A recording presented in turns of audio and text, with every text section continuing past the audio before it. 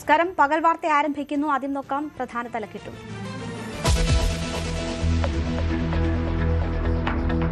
Thiruvananthapuram corporation ഓഫീസിൽ വൻ സംഘർഷം.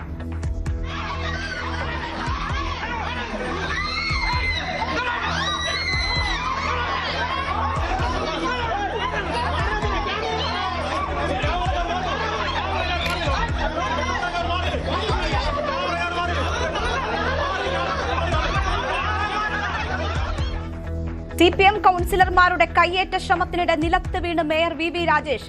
3 CPM കൌൺസിലർമാർക്കും പരിക്ക്. സംഘർഷത്തിൽ കലാശിച്ചത് കൌൺസിലർ സുഗതന്റെ സത്യപ്രതിജ്ഞയ്ക്കായി കൌൺസിൽ യോഗം നീട്ടിക്കൊണ്ടുപോകുന്നുവെന്നാരോപിച്ചുള്ള സമരം.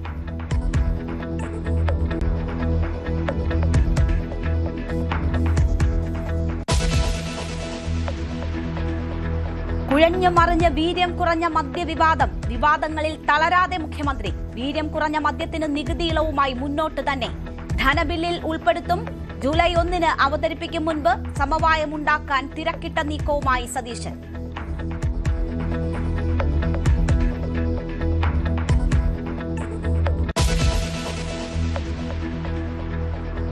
മുഖ്യമന്ത്രിയെ കടന്നാക്രമിച്ച് VM സുധീരൻ. വിമർശനം മദ്യനികുതി ഇളവിലും സ്വകാര്യ കരിമണൽ ഖനനത്തിലും.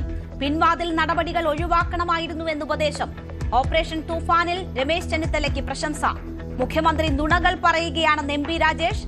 നാട്ടിൽ സമാധാനമുണ്ടാകാൻ സർക്കാർ നയം മാറ്റണമെന്ന് കാന്തപുരം AP അബൂബക്കർ മുസ്ലിയാർ.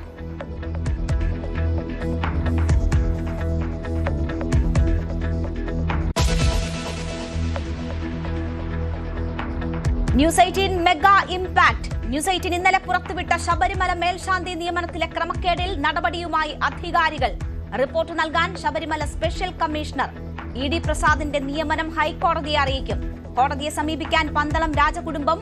തെറ്റു പറ്റിയിട്ടുണ്ടെങ്കിൽ തിരുത്തുമെന്ന് ദേവസ്വം മന്ത്രി K മുരളീധരൻ ന്യൂസ് 18നോട്.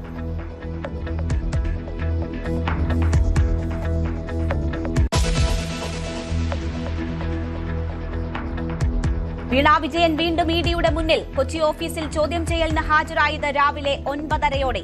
ഇന്നത്തെ ചോദ്യങ്ങൾ ഇന്നലെ SFIO കൈമാറിയ 134 രേഖകളുടെ അടിസ്ഥാനത്തിൽ തുറന്ന ലോക്കറിൽ നിന്ന് കിട്ടിയ വിവരങ്ങളും ഉൾപ്പെടും.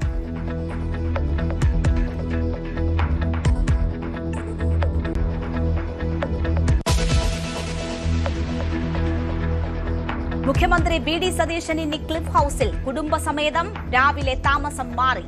കന്റോൺമെന്റ് ഹൌസ് ഒഴിഞ്ഞു. അറ്റകുറ്റപ്പണി കഴിഞ്ഞാൽ കന്റോൺമെന്റ് ഹൌസിൽ പിണറായി വിജയൻ താമസിക്കാനെത്തും.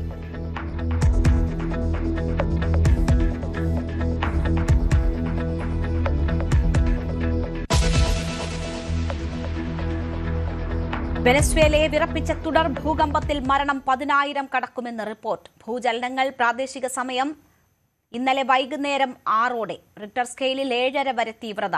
കാരക്കാസിൽ നിന്ന് 250 കിലോമീറ്റർ അകലെ പ്രഭവ കേന്ദ്രം. സുനാമി മുന്നറിയിപ്പും.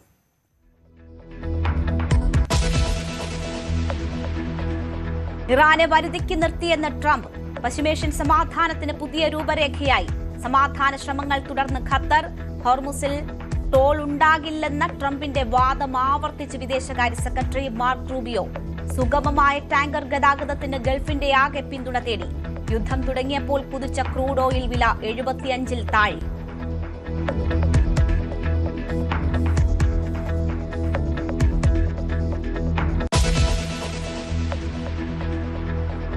ലഹരി മാഫിയയുടെ കണ്ണികൾ അർത്ത് ഓപ്പറേഷൻ തൂഫാൻ. ആലുവയിൽ 18 കിലോ ഹൈബ്രിഡ് കഞ്ചാവ് പിടികൂടി. വിദേശത്ത് നിന്നെത്തിയ വൈപ്പിൻ സ്വദേശികളായ ആയുഷും ഭാര്യ അനിഖയും പിടിയിൽ.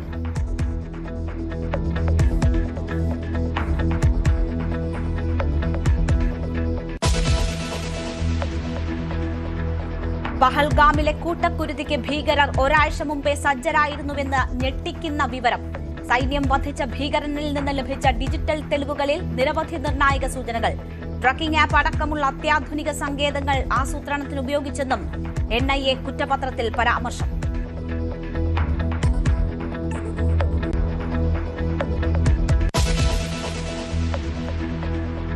ഫാസ്ടാഗിന്റെ പേരിൽ ദേശീയപാതയിൽ മലപ്പുറം വളാഞ്ചേരി വെട്ടിച്ചിറ ടോൾ പ്ലാസയിൽ കൂട്ടത്തല്ല്.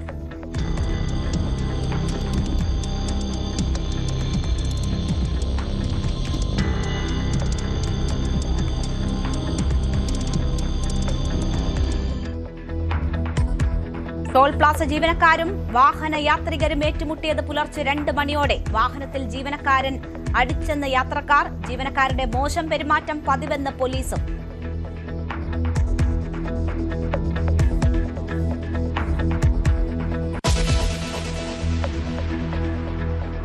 കരിപ്പൂർ വിമാനത്താവളത്തിൽ വീണ്ടും വൻ സ്വർണ്ണവേട്ട. പിടികൂടിയത് ദുബായിൽ നിന്ന് എമർജൻസി ലാമ്പിൽ ഒളിപ്പിച്ചു കടത്തിയ 10 സ്വർണ്ണ ബിസ്ക്കറ്റ്. കിഴിശ്ശേരി സ്വദേശി അസ്ലം പിടിയിൽ.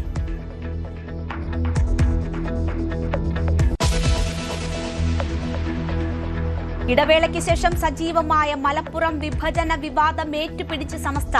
ജില്ലാ വിഭജനം അനിവാര്യമെന്ന് SYS. ജനസംഖ്യാനുപാതികമായി വിഭജനം വേണമെന്ന് അബ്ദുസമദ് പൂക്കോട്ടൂർ ന്യൂസ് 18നോട്. നടപടിക്രമങ്ങൾ സർക്കാർ കമ്മീഷന് തീരുമാനിക്കാം. സമസ്ത നിലപാട് ജില്ലാ വിഭജനത്തിൽ നിർണായകം.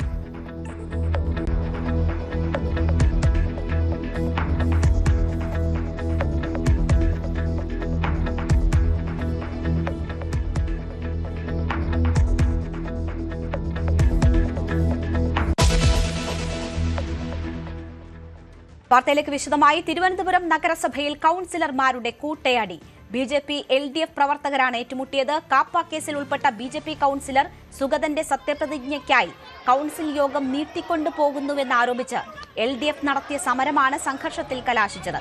മേയർ VV രാജേഷിനും ഇരുപക്ഷത്തെയും കൌൺസിലർമാർക്കും പരിക്കേറ്റു.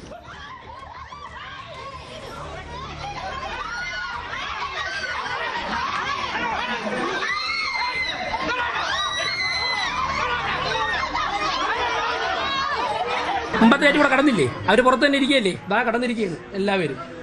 അതുകൊണ്ട് അതൊക്കെ തൈല് വെച്ചത്, അതൊക്കെ AK സെന്ററിൽ പോയി പറഞ്ഞാൽ മതി. പരിക്കേറ്റ് എല്ലാം നോക്കിക്കൊണ്ടിരിക്കുക. എന്റെ കാലിന് നല്ല പെയിനുണ്ട്, ഇടത് കാലിന്. ചെരുപ്പ് അവിടെ പോയി. എന്താ സംഭവിച്ചത് എന്താന്ന് അല്ല, ഞാൻ ചോദിക്കട്ടെ, മേയറെ കാണാൻ വരുന്നവർ രാവിലെ മുതൽ ഭീഷണിപ്പെടുത്തി വിടുക. മേയർ വന്നപ്പോൾ തന്നെ മുമ്പ് നിന്ന് കുറച്ചൊരു മുദ്രാവാക്യം വിളിക്കുക. അവരെ മുദ്രാവാക്യത്തിന് കീഴടങ്ങിയിട്ട് ഞാൻ തിരിച്ചു പോകണോ? എന്നെ ജനങ്ങൾ തിരഞ്ഞെടുത്തത്, കളക്ടർ സത്യപ്രതിജ്ഞ വെച്ച് ഇവിടെ അയച്ചത് ജനങ്ങളുടെ കാര്യം നോക്കാൻ വേണ്ടി മേയറുടെ റൂമിൽ നിന്ന് പ്രവർത്തിക്കാനാണ്. അതിനുവേണ്ടി വരുമ്പോഴേക്കും അതിൻ്റെ മുമ്പിൽ കസേര വിളിച്ചിട്ട് അവർക്ക് ചെയ്യാമല്ലോ, 2 സൈഡിൽ നിന്ന് സമരം ചെയ്യാമല്ലോ. ഞങ്ങളൊന്നും പറയില്ല. ഈ റോഡിൻ്റെ 2 സൈഡിൽ അവർ സമരം ചെയ്യുന്നു. അവരുടെ സമരത്തിന് ഞങ്ങൾ എപ്പോഴും തള്ളി പറഞ്ഞിട്ടുണ്ട്. അവരുടെ സമരം ചെയ്യാനുള്ള അവകാശമാണ്, ഞങ്ങളതിനെ ബഹുമാനിക്കുന്നു. അങ്ങനെയല്ലേ പറഞ്ഞിട്ടുള്ളൂ. അപ്പോൾ ഇവിടെ മേയറുടെ റൂമിൽ കയറാൻ സമ്മതിക്കുന്നതൊക്കെ പറഞ്ഞാൽ അത് നടക്കൂ. അതൊക്കെ അവരുടെ കൂടെ വെച്ച് അവസാനിപ്പിച്ചോളണം. പോലീസുകാരൊക്കെ കിട്ടി, പോലീസുകാരെ അടിക്കുകയാണ്. വനിതാ പോലീസിനെ ഇപ്പൊ ഇവിടുന്ന് കൊണ്ടുപോയതേ ഉള്ളൂ ആശുപത്രിയിലേക്ക്. ഞങ്ങൾ ഉപദ്രവിച്ചിട്ടില്ല, അവർ ഉപദ്രവിച്ചിട്ടാണ്. കസേര എടുത്ത് അടിക്കുകയാണ്. CPM മേയർ ആക്രമിച്ചു എന്നാണ് BJPയുടെ ആരോപണം. ഈ ആരെയാണ് അടിക്കുന്നത്? ഇവിടെ മുൻ മേയറെ അടക്കം അവർ ചവിട്ടി തള്ളി തറയിട്ട് ഉപദ്രവിക്കുകയല്ലേ ചെയ്തത്. 3 വനിതാ കൌൺസിലർമാരാണ് ഇപ്പോൾ ആശുപത്രിയിലായത്. 3 പേരാണ്. എന്ത് ന്യായമാണ് ഈ പറയുന്നത്? മേയറാണ് ആദ്യം ആക്രമിച്ചത്. നിങ്ങൾ വിഷ്വൽസ് നോക്കിക്കഴിഞ്ഞാൽ കാണാൻ വേണ്ടിയിട്ട് പറ്റും. 10-15 പേര് കൌൺസിലർമാരാണ് അവിടെ ഇരുന്ന് സമരം നടത്തിയത്. മേയറുടെ ഒരു സംഘം ആളുകൾ കയറി വന്ന് മേയറാണ് ആദ്യത്തെ ഇടി തുടങ്ങുന്നത്. അത് വിഷ്വൽസ് പരിശോധിച്ചാൽ കാണാൻ വേണ്ടിയിട്ട് പറ്റുന്നതാണ്. ഒരു ഗൂഢാലോചനയാണ്. മേയറെ ആക്രമിച്ചു എന്ന് വരുത്തി തീർത്തുകൊണ്ട് ഇവിടെ ഒരു തിരക്കഥ സൃഷ്ടിച്ചുകൊണ്ട് ഇവിടെ ചില പ്രശ്നങ്ങളാണ്. സൂതന് സംരക്ഷണം കൊടുക്കാൻ വേണ്ടിയിട്ടുള്ള മേയറുടെ നേതൃത്വത്തിലുള്ള ഒരു തിരക്കഥ മാത്രമാണ് ഇത്. ഇതിന് ഗുരുതരമായിട്ട് പോലീസ് ഓഫീസർമാർക്ക് പരിക്കേറ്റിട്ടുണ്ട്. നിരവധി LDFന്റെ കൌൺസിലർമാർക്ക് നല്ല പരിക്ക് പറ്റിയിട്ടുണ്ട്. 3 പേരെ ആശുപത്രിയിലേക്ക് മാറ്റിയിട്ടുണ്ട്. ഞങ്ങളെയൊക്കെ പുറത്തുവിടുകയാണ് ഈ പുരുഷ കൗൺസിലർമാരടക്കം പുറത്തുവിടുമെന്ന് വേണ്ടിയിട്ടുള്ളത്. ഇപ്പം ഞങ്ങളുടെ തിരുവനന്തപുരം നഗരസഭയുടെ മേയർക്ക് അദ്ദേഹത്തിന്റെ റൂമിൽ കയറണ്ടേ, ഒരുപാട് കാര്യങ്ങൾ ചെയ്യേണ്ടതായിട്ടുണ്ട്. അപ്പോൾ അദ്ദേഹത്തിന്റെ റൂമിൽ പോയവരും കയറ്റില്ല എന്ന ഉദ്ദേശത്തോടു കൂടി ഇന്ന് രാവിലെ മനഃപൂർവ്വം, കാരണം 3 ദിവസമായിട്ട് അവർ പുറത്ത് സമരം ചെയ്യുകയാണ്. ഞങ്ങൾ ആരും ഒന്നും പറഞ്ഞിട്ടില്ലല്ലോ. അവർക്ക് സമരം ചെയ്യാം, ആർക്കും സമരം ചെയ്യാം. ഞങ്ങളും സമരം ചെയ്തിട്ടുണ്ട്. ഞങ്ങളും മുൻ മേയർക്കെതിരെ ഞങ്ങളും സമരം ചെയ്തിട്ടുണ്ട് ഇവിടെ. പക്ഷെ ഞങ്ങൾ ഒരിക്കൽ പോലും മേയറെ ആക്രമിച്ചിട്ടില്ല. പക്ഷേ ഈ തിരുവനന്തപുരം നഗരസഭയുടെ മേയറെ ചരിത്രത്തിൽ ആദ്യമായിട്ടാണ് ഇത്രയും കൗൺസിലർമാർ ആക്രമിച്ചത്. അദ്ദേഹത്തെ വന്ന ഉടനെ തന്നെ മറിച്ചിടുകയായിരുന്നു. ഇങ്ങനെയല്ല ചെയ്യേണ്ടത്. കാരണം ഞങ്ങൾ വനിതാ കൗൺസിലർമാരെന്ന് പോലും നോക്കാതെ ഞങ്ങൾ എല്ലാവരെയും മനഃപൂർവ്വം ആക്രമിക്കുകയായിരുന്നു ചെയ്തത്. ഇത് ശക്തമായിട്ട് ഇതിനെതിരെ പ്രതിഷേധിക്കുക തന്നെ ചെയ്യുകയാണ്. കാരണം നമുക്ക് ഒരുപാട് കാര്യങ്ങൾ ചെയ്യേണ്ടതായിട്ടുണ്ട് ഇതിനകത്ത്. ഇവിടെ ഇരിക്കുന്ന പലരും സ്റ്റാൻഡിംഗ് കമ്മിറ്റി ചെയർപേഴ്സൺമാരാണ്. ഞങ്ങൾക്ക് കമ്മിറ്റി കൂടണം, സ്റ്റാൻഡിംഗ് കമ്മിറ്റികൾ കൂടണം. അപ്പോൾ പക്ഷേ ഞങ്ങളെന്നും സ്റ്റാൻഡിംഗ് കമ്മിറ്റികൾ ഒന്നും തന്നെ കൂടാൻ പറ്റില്ല എന്ന രീതിയിൽ മനഃപൂർവ്വം ഒരു പ്രതിസന്ധി സൃഷ്ടിക്കാനാണ് ഇവിടെ ശ്രമിച്ചുകൊണ്ടിരിക്കുന്നത്. തെമ്മാടിത്തമല്ലേ ഇവർ കാണിക്കുന്നത്? CPM പറയുന്നത് മേയർ അവരെ ആക്രമിക്കുകയായിരുന്നു. നിങ്ങൾ കണ്ടതല്ലേ? എല്ലാം വീഡിയോയിലുണ്ടല്ലോ. നടപടിയായിട്ട് മുന്നോട്ട് പോകും തീർച്ചയായിട്ടും. VV അരുൺ വാർത്തയുടെ വിശദാംശങ്ങളുമായി ചേരുകയാണ്. അരുൺ, ഇന്നലെ കോടതി വിധി വന്നതിന് ശേഷം തിരുവനന്തപുരം കോർപ്പറേഷനിൽ നടക്കുന്നത് അതിനാടകീയമായ രംഗങ്ങളാണ്. ഇന്ന് മേയറും ഡെപ്യൂട്ടി മേയറും കൗൺസിലർമാരും ഉൾപ്പെടെ നിലത്ത് കിടക്കുന്ന ദൃശ്യങ്ങൾ വരെ വരികയാണ്. എന്തൊക്കെയാണ് സംഭവിക്കുന്നത്? വലിയ സംഘർഷമാണ് തിരുവനന്തപുരം നഗരസഭാ ആസ്ഥാനത്ത് ഉണ്ടായത്. കഴിഞ്ഞ കുറച്ച് ദിവസങ്ങളായി CPM ഇടതുമുന്നണിയുടെ റിലേ സത്യാഗ്രഹം നഗരസഭാ ആസ്ഥാനത്ത് നടക്കുകയാണ്. കാപ്പ കേസിൽ പ്രതിയായ വാഴൂട്ടുകോണം കൌൺസിലർ സുഗതനെ കൌൺസിലിൽ നിന്ന് പുറത്താക്കണമെന്നാണ് പ്രധാന ആവശ്യം. അതിനൊപ്പം തന്നെ കൌൺസിൽ യോഗം വിളിച്ചു ചേർക്കണമെന്ന ആവശ്യവും ഇടതുമുന്നണിക്കും UDF-നുമുണ്ട്. ഇന്നലെയാണ് നാടകീയമായ സംഭവവികാസങ്ങൾ വീണ്ടും കൌൺസിൽ ഉണ്ടായത്. അത് ഹൈക്കോടതി വിധിയുടെ അടിസ്ഥാനത്തിലാണ്. ചട്ടപ്രകാരമല്ലാതെ സത്യപ്രതിജ്ഞ ചെയ്ത 20 കൌൺസിലർമാരുടെ സത്യപ്രതിജ്ഞ റദ്ദായിക്കൊണ്ടാണ് ഹൈക്കോടതി വിധി ഉണ്ടായത്. എന്നാൽ അത് വളരെ പെട്ടെന്ന് ആരെയും അറിയിക്കാതെ ഒരു സത്യപ്രതിജ്ഞ ചടങ്ങ് മേയർ നടത്തുകയായിരുന്നു എന്നാണ് CPM-ന്റെ ആരോപണം. 20 കൌൺസിലർമാരിൽ ഒരാൾ ജയിലിലാണ് സുഗതൻ. 19 പേരുടെ സത്യപ്രതിജ്ഞ ഇന്നലെ മേയറുടെ കോൺഫറൻസ് ഹാൾ വിളിച്ചു ചേർത്തു. അതും ചട്ടവിരുദ്ധമെന്ന് CPM ആരോപിച്ചു. അതിന്റെ പ്രതിഷേധമാണ് ഇന്ന് സഭയിൽ ഉണ്ടായത്. കൌൺസിൽ ഉണ്ടായത്. രാവിലെ തന്നെ CPM കൌൺസിലർമാർ, ഇടതുമുന്നണി കൌൺസിലർമാർ മേയറുടെ ഓഫീസ് ഉപരോധിച്ചു. അപ്പോൾ മേയർ ഓഫീസിൽ ഇല്ലായിരുന്നു. പിന്നീട് പോലീസിനോട് മേയറുടെ ഓഫീസുമായി ബന്ധപ്പെട്ടു.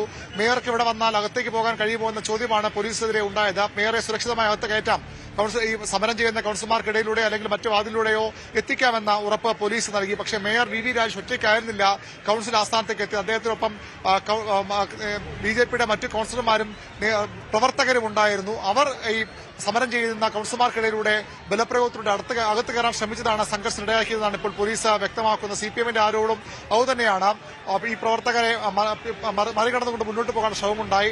അവിടെ സംഘർഷമുണ്ടായി. CPM കൌൺസിലർമാർ ബോധപൂർവ്വം മേയറെ ആക്രമിച്ചു. മേയറെയും ഒപ്പമുള്ള ഡെപ്യൂട്ടി മേയർ അടക്കമുള്ളവരെ ആക്രമിച്ചു എന്ന് BJP ആരോപിക്കുന്നു. തിരിച്ചാണ് ഉണ്ടായത്. കസേര പോലും എടുത്തു CPM കൌൺസിലർമാർക്ക് നേരെ മേയറും BJP പ്രവർത്തകരും, കൌൺസിലർമാർ മാത്രമല്ല അവർക്കൊപ്പം ഉണ്ടായിരുന്ന പ്രവർത്തകരും ഉണ്ടായിരുന്നു, അവരും ആക്രമിച്ചുവെന്ന് CPM ആരോപിക്കുന്നു. ഏതായാലും കാട്ടായിക്കോണം കൌൺസിലർ സിന്ധു ശശിയുടെ തലയ്ക്ക് പൊട്ടലുണ്ട്. 4 തുന്നിക്കെട്ടലുകൾ അവരുടെ തലയ്ക്കുണ്ട്. മെഡിക്കൽ കോളേജ് കൌൺസിലർ സിന്ധുവും അതുപോലെ തന്നെ CPI കൌൺസിലർ വീണയ്ക്കും അണമുഖം കൌൺസിലർ വീണയ്ക്ക് അടക്കമുള്ളവർക്കും പരിക്കുണ്ട്. അവരെ നേരത്തെ ആശുപത്രിയിലേക്ക് മാറ്റി. ഇപ്പോൾ മേയർ മെഡിക്കൽ കോളേജ് ആശുപത്രിയിൽ മേയറെ പ്രവേശിപ്പിച്ചിരിക്കുകയാണ്. Deputy mayor അടക്കമുള്ളവർക്ക് ശ്വാസതടസ്സമുണ്ട്. 7-8 BJPയുടെ വനിതാ കൌൺസിലർമാർ ഇപ്പോൾ ആശുപത്രിയിലേക്ക് മാറ്റിയിട്ടുണ്ട്. അവർക്കും ഗുരുതരമായ പരിക്കേറ്റുവെന്നാണ് BJPയുടെ ആരോപണം. 2 ഭാഗത്തെയും കൌൺസിലർമാർക്ക് പരിക്കേറ്റിട്ടുണ്ട്. വലിയ സംഘർഷമുണ്ടായി. പോലീസ് ഉദ്യോഗസ്ഥർക്ക് പരിക്കുണ്ട്. സമീപകാലത്തും നഗരസഭ കാണാത്ത തരത്തിലുള്ള സംഘർഷമാണ് ഉണ്ടായത്. സുഗതനെ സംരക്ഷിക്കാനുള്ള നീക്കത്തിനെതിരെയാണ് CPM-ന്റെയും കോൺഗ്രസിന്റെയും ഒക്കെ പ്രതിഷേധമുള്ളത്. സുഗതനെ കൈവിടില്ല എന്ന് BJP നേതൃത്വം വ്യക്തമാക്കി കഴിഞ്ഞു. സുഗതനെ പുറത്തിറക്കി സത്യപ്രതിജ്ഞ ചെയ്യിക്കണം. 22 ദിവസത്തിലുള്ള സത്യപ്രതിജ്ഞ ചെയ്യില്ലെങ്കിൽ സുഗതന്റെ നഗരസഭാ അംഗത്വം നഷ്ടമാകും. അതൊഴിവാക്കാൻ നടപടികൾ BJP ആരംഭിച്ചിട്ടുണ്ട്. ഇന്നലത്തെ സത്യപ്രതിജ്ഞ അടക്കമുള്ള ചട്ടവിരുദ്ധതയ്ക്കെതിരെ CPM കോടതിയെ സമീപിക്കാൻ ഒരുങ്ങുകയാണ്. ഏതായാലും തിരുവനന്തപുരം നഗരസഭാ ആസ്ഥാനം വീണ്ടും ഒരു സംഘർഷാവസ്ഥയിലേക്ക് മാറുകയാണ്. റിലേ സത്യാഗ്രഹം കൌൺസിൽ ആസ്ഥാനത്തിന് പുറത്ത് CPM തുടരുന്നുണ്ട്. സുഗതന് ജാമ്യം കിട്ടുമോ എന്ന കാര്യം പ്രധാനപ്പെട്ടതാണ്. 22 ദിവസത്തിനകം സത്യപ്രതിജ്ഞ ചെയ്ത് വീണ്ടും കൌൺസിൽ സ്ഥാനത്തേക്ക് എത്തണം. മാത്രമല്ല കാപ്പ കേസിൽ പ്രതിയാണ്. 2 കൌൺസിലുകളിൽ ഇതിനകം സുഗതൻ ഹാജരായില്ല. അതുകൊണ്ടാണ് 3 കൌൺസിൽ തുടർച്ചയായി ഹാജരായില്ലെങ്കിൽ സുഗതന് അംഗത്വം ആ വഴി നഷ്ടമാകും. എന്നാൽ സുഗതൻ ഒരു കൌൺസിലിൽ മാത്രമാണ് ഹാജരാകാത്തത്. 29-ാം തീയതി ഹാജരാകാൻ കഴിയില്ല. അടുത്ത കൌൺസിലിൽ മുമ്പ് സുഗതനെ ജയിലിൽ നിന്ന് പുറത്തിറക്കാൻ BJP ശ്രമിക്കുന്നുണ്ട്. ഏതായാലും തിങ്കളാഴ്ച കൌൺസിൽ യോഗം ചേരുന്നുണ്ട്. അവിടെയും സമാനമായ രംഗങ്ങൾക്ക് സാധ്യതയുണ്ട്. വലിയ സംഘർഷാത്മകമായ അന്തരീക്ഷത്തിലേക്ക് തിരുവനന്തപുരം നഗരസഭാ ഭരണം മാറുകയാണ്. BJP നേരിയ ഭൂരിപക്ഷത്തിൽ സ്വതന്ത്ര പിന്തുണയോടുകൂടി ഭരണം കൊണ്ടുപോകുന്ന നഗരസഭയാണ്. അവിടെയാണ് ഇപ്പോൾ ഒരു കൌൺസിലർ കൂടി നഷ്ടമാകുന്ന സാഹചര്യത്തിലേക്ക് അവർ എത്തുന്നത്. നിയമസഭാ തെരഞ്ഞെടുപ്പിന് ശേഷം നഗരസഭാ രാഷ്ട്രീയം ഒന്നുകൂടി ശക്തമാക്കാൻ അവിടെ BJPക്ക് ശക്തമായ രംഗത്ത് വരാൻ പ്രതിപക്ഷമായ CPM-ഉം കോൺഗ്രസും ഒക്കെ നിലപാടെടുക്കുമ്പോൾ തിരുവനന്തപുരം നഗരസഭ ഇനിയും ഇത്ര സംഘർഷാത്മക സാഹചര്യം ഉണ്ടായാൽ അത്ഭുതപ്പെടാനില്ല. തീർച്ചയായും എന്തായാലും തുടർ ദിവസങ്ങളിലാണ് നാടകീയ സംഭവങ്ങൾ തിരുവനന്തപുരം കോർപ്പറേഷനിൽ അരങ്ങേറുന്നത്. VV അരുണാണ് വാർത്തയുടെ വിശദാംശങ്ങൾ നൽകിയത്. മദ്യത്തിന് നികുതി ഇളവ് നിലവിൽ വിവാദം ശക്തമാകുമ്പോഴും തീരുമാനവുമായി മുഖ്യമന്ത്രി മുന്നോട്ട്. തീരുമാനം ധനബില്ലിൽ ഉൾപ്പെടുത്തും. 1-ാം തീയതി ബിൽ പാസാക്കും മുൻപ് പാർട്ടിയിലും മുന്നണിയിലും സമവായമുണ്ടാക്കാനാണ് VD സതീശന്റെ ശ്രമം. VV അരുണിന്റെ റിപ്പോർട്ട്. വീര്യം കുറഞ്ഞ മദ്യത്തിന്റെ കാര്യത്തിൽ ഒരടി പിന്നോട്ട് വെച്ച നിലപാടാണ് ഇന്നലെ നിയമസഭയിൽ VD സതീശൻ മുഖ്യമന്ത്രി സ്വീകരിച്ചത്. UDF ചർച്ച ചെയ്ത് UDF തീരുമാന ശേഷം മാത്രമേ മദ്യവിൽപ്പന അനുവദിക്കൂ. അതായത് നികുതി നിർദ്ദേശം ബജറ്റിൽ കൊണ്ടുവന്നുവെങ്കിലും അത് നടപ്പാക്കണമെങ്കിൽ UDF-ന്റെ നയപരമായ അനുമതി വേണം. അതിനുശേഷം മാത്രമേ നടപ്പാക്കൂ എന്ന നിലപാടാണ് നിയമസഭയിൽ VD സതീശൻ സ്വീകരിച്ചത്. UDF-ൽ നിന്നും കോൺഗ്രസിനുള്ളിൽ നിന്നും പ്രതിപക്ഷത്തു നിന്നും കടുത്ത എതിർപ്പ് വന്ന സാഹചര്യത്തിലായിരുന്നു അത്തരമൊരു നിലപാടിലെ മാറ്റം മുഖ്യമന്ത്രി സഭയിൽ വ്യക്തമാക്കിയത്. എന്നാൽ 1-ാം തീയതി അവതരിപ്പിക്കുന്ന ഫിനാൻസ് ബില്ലിൽ നികുതി നിർദ്ദേശം ഉൾക്കൊള്ളിക്കുമെന്ന് തന്നെയാണ് വ്യക്തമാകുന്നത്.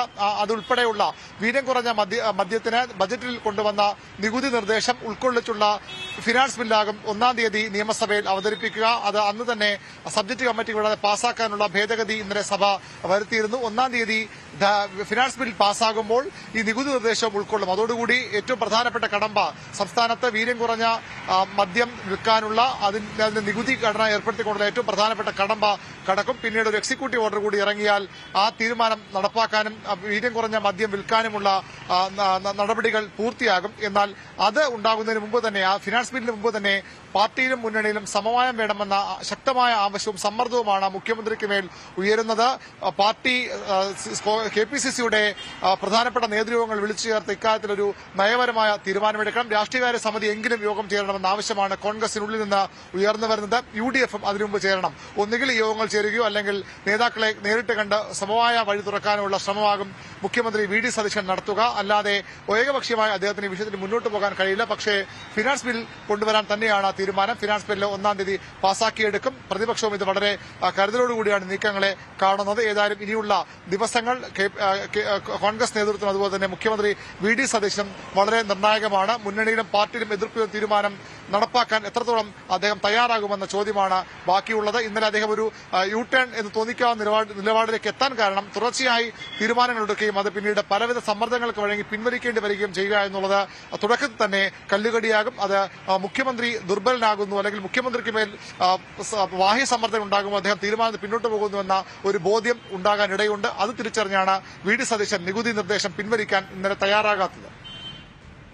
PV അരുണിന്റെ റിപ്പോർട്ടാണ് കണ്ടത്. അതേസമയം വീര്യം കുറഞ്ഞ മദ്യത്തിന് ആരും അറിയാതെ നികുതി ഇളവ് ചെയ്തു കൊടുത്തത് കൈയോടെ പിടിച്ചപ്പോൾ മുഖ്യമന്ത്രി നുണകൾ പറയുകയാണെന്ന് മുൻ മന്ത്രി MP രാജേഷ്. വേഗത്തിലും തിടുക്കത്തിലുമാണ് നികുതി ഇളവ് നടപ്പാക്കാനുള്ള ഫയൽ നീക്കം നടന്നത്. MP ഗോവിന്ദന്റെ കാലത്താണ് എല്ലാത്തിനും തുടക്കമെന്ന മുഖ്യമന്ത്രിയുടെ പ്രസ്താവന അവാസ്തവമാണ്. ധൈര്യമുണ്ടെങ്കിൽ ഉമ്മൻചാണ്ടിയുടെ കാലത്തെ പോലെ സതീശൻ ബാറുകൾ അടച്ചുപൂട്ടട്ടെ എന്നും MP രാജേഷ് പറഞ്ഞു. കൈയോടെ പിടിക്കപ്പെട്ടപ്പോൾ ബഹുമാനപ്പെട്ട മുഖ്യമന്ത്രി കള്ളങ്ങളുടെ ഘോഷയാത്ര നടത്തി രക്ഷപ്പെടാൻ ശ്രമിക്കുകയാണ്. കരിക്കുലവും സിലബസും സംരക്ഷിച്ചുകൊണ്ടേ PM ശ്രീ നടപ്പിലാക്കുകയുള്ളൂവെന്ന് മുസ്ലിം ലീഗ് മലപ്പുറം ജില്ലാ secretary P Abdul Hameed master. News 18നോടാണ് പ്രതികരണം. PM ശ്രീയെ വിമർശിക്കാൻ ഇപ്പോഴത്തെ പ്രതിപക്ഷത്തിന് എന്ത് അവകാശമാണുള്ളതെന്നും ചോദ്യം. ഭരണപക്ഷത്തിരിക്കുമ്പോൾ അവർ ഒപ്പിട്ടതാണ് PM ശ്രീ കരാർ. മുന്നണിയിലും പാർട്ടിയിലും ആലോചിച്ചതിനു ശേഷം മാത്രമേ വീര്യം കുറഞ്ഞ മദ്യത്തിന്റെ കാര്യത്തിൽ തീരുമാനമെടുക്കാവൂ എന്നും അദ്ദേഹം പറഞ്ഞു. അത് നടപ്പിലാക്കുമ്പോൾ ഉണ്ടാകുന്ന വിഷയങ്ങൾ ഇപ്പം മുസ്ലിം ലീഗും അതുപോലെ തന്നെ ഐക്യജനാധിപത്യ മുന്നണിയും തെരഞ്ഞെടുപ്പ് മുമ്പ് പറഞ്ഞ കാര്യങ്ങളുണ്ട്. ആ രീതിയിൽ തന്നെ മുന്നോട്ട് പോകണം എന്നുള്ള കണിശത UDFിനുണ്ട്, ലീഗിനുണ്ട്. പക്ഷേ അതിൽ ചില വിഷയങ്ങളുണ്ട്. ഇത് ഒപ്പിട്ട സ്ഥിതിക്ക് അത് ഇംപ്ലിമെൻറ്റേഷനിലേക്ക് പോകുമ്പോൾ ഉണ്ടാകുന്ന പ്രയാസങ്ങൾ. അപ്പോൾ അതിന് മന്ത്രിസഭ ഒരു ഉപസമിതി നിശ്ചയിച്ചിട്ടുണ്ട്. ഉപസമിതി അത് പരിശോധിച്ചിട്ട് ഉപസമിതിയുടെ റിപ്പോർട്ട് പുറത്തു വരും. അത് പുറത്തോട്ട് വരുമ്പോൾ ഈ ആശയക്കുഴപ്പങ്ങളൊക്കെ തീരും. അത് നടപ്പിലാക്കുമ്പോൾ ഞങ്ങൾ നേരത്തെ പറഞ്ഞിരുന്ന ചില കാര്യങ്ങളുണ്ട്. അത് കരിക്കുലത്തിൻ്റെ കാര്യത്തിലായിരുന്നാലും സിലബസിൻ്റെ കാര്യത്തിലായിരുന്നാലും ഈ വിദ്യാഭ്യാസ മേഖല കാവ്യവൽക്കരിക്കുന്നതിനുള്ള നടപടിയുമായിട്ട് മുന്നോട്ട് പോകാൻ ഒരിക്കലും ലീഗ് സമ്മതിക്കില്ല. അതിന് കൃത്യമായിട്ടൊരു നിലപാട് വെച്ചിട്ട് തന്നെ മുസ്ലിം ലീഗും UDFും മുന്നോട്ട് പോകുള്ളൂ. മാസപ്പടി കേസിൽ പ്രതിപക്ഷ നേതാവ് പിണറായി വിജയന്റെ മകൾ വീണ വിജയൻ വീണ്ടും ഇഡിക്ക് മുന്നിൽ ഹാജരായി. ഇന്നലെ SFIO കേസിലെ നിർണായക രേഖകൾ ഇഡിക്ക് കൈമാറിയിരുന്നു. കഴിഞ്ഞ ദിവസം ലോക്കറും പരിശോധിച്ചിരുന്നു. തിങ്കളാഴ്ചയ്ക്ക് മുൻപ് ഹാജരാകാൻ വീണയ്ക്ക് നോട്ടീസ് നൽകിയിരുന്നു. ഈ സാഹചര്യത്തിലാണ് ഇന്ന് ഇഡിക്ക് മുൻപിൽ വീണ വിജയൻ എത്തിയിരിക്കുന്നത്. ആജ്ഞ രവീന്ദ്രൻ വാർത്തയുടെ വിവരങ്ങളുമായി ചേരുന്നു. ആജ്ഞ, രണ്ടാം തവണയാണ് ഇഡിക്ക് മുന്നിലേക്ക് വീണ വിജയൻ എത്തുന്നത്. ഇപ്പോൾ ഇഡിയുടെ കൈവശം കൂടുതൽ തെളിവുകളുണ്ട് SFIOയിൽ നിന്ന് ലഭിച്ചത്, ഒപ്പം തന്നെ ലോക്കർ പരിശോധിച്ച് ലഭിച്ചതിൽ നിന്നുമുള്ള വിവരങ്ങൾ. എന്തൊക്കെ സംബന്ധിച്ചുള്ള വ്യക്തത വരുത്തലാണ് ഇഡി ഉദ്ദേശിക്കുന്നത്? വിവരങ്ങൾ എന്താണ്?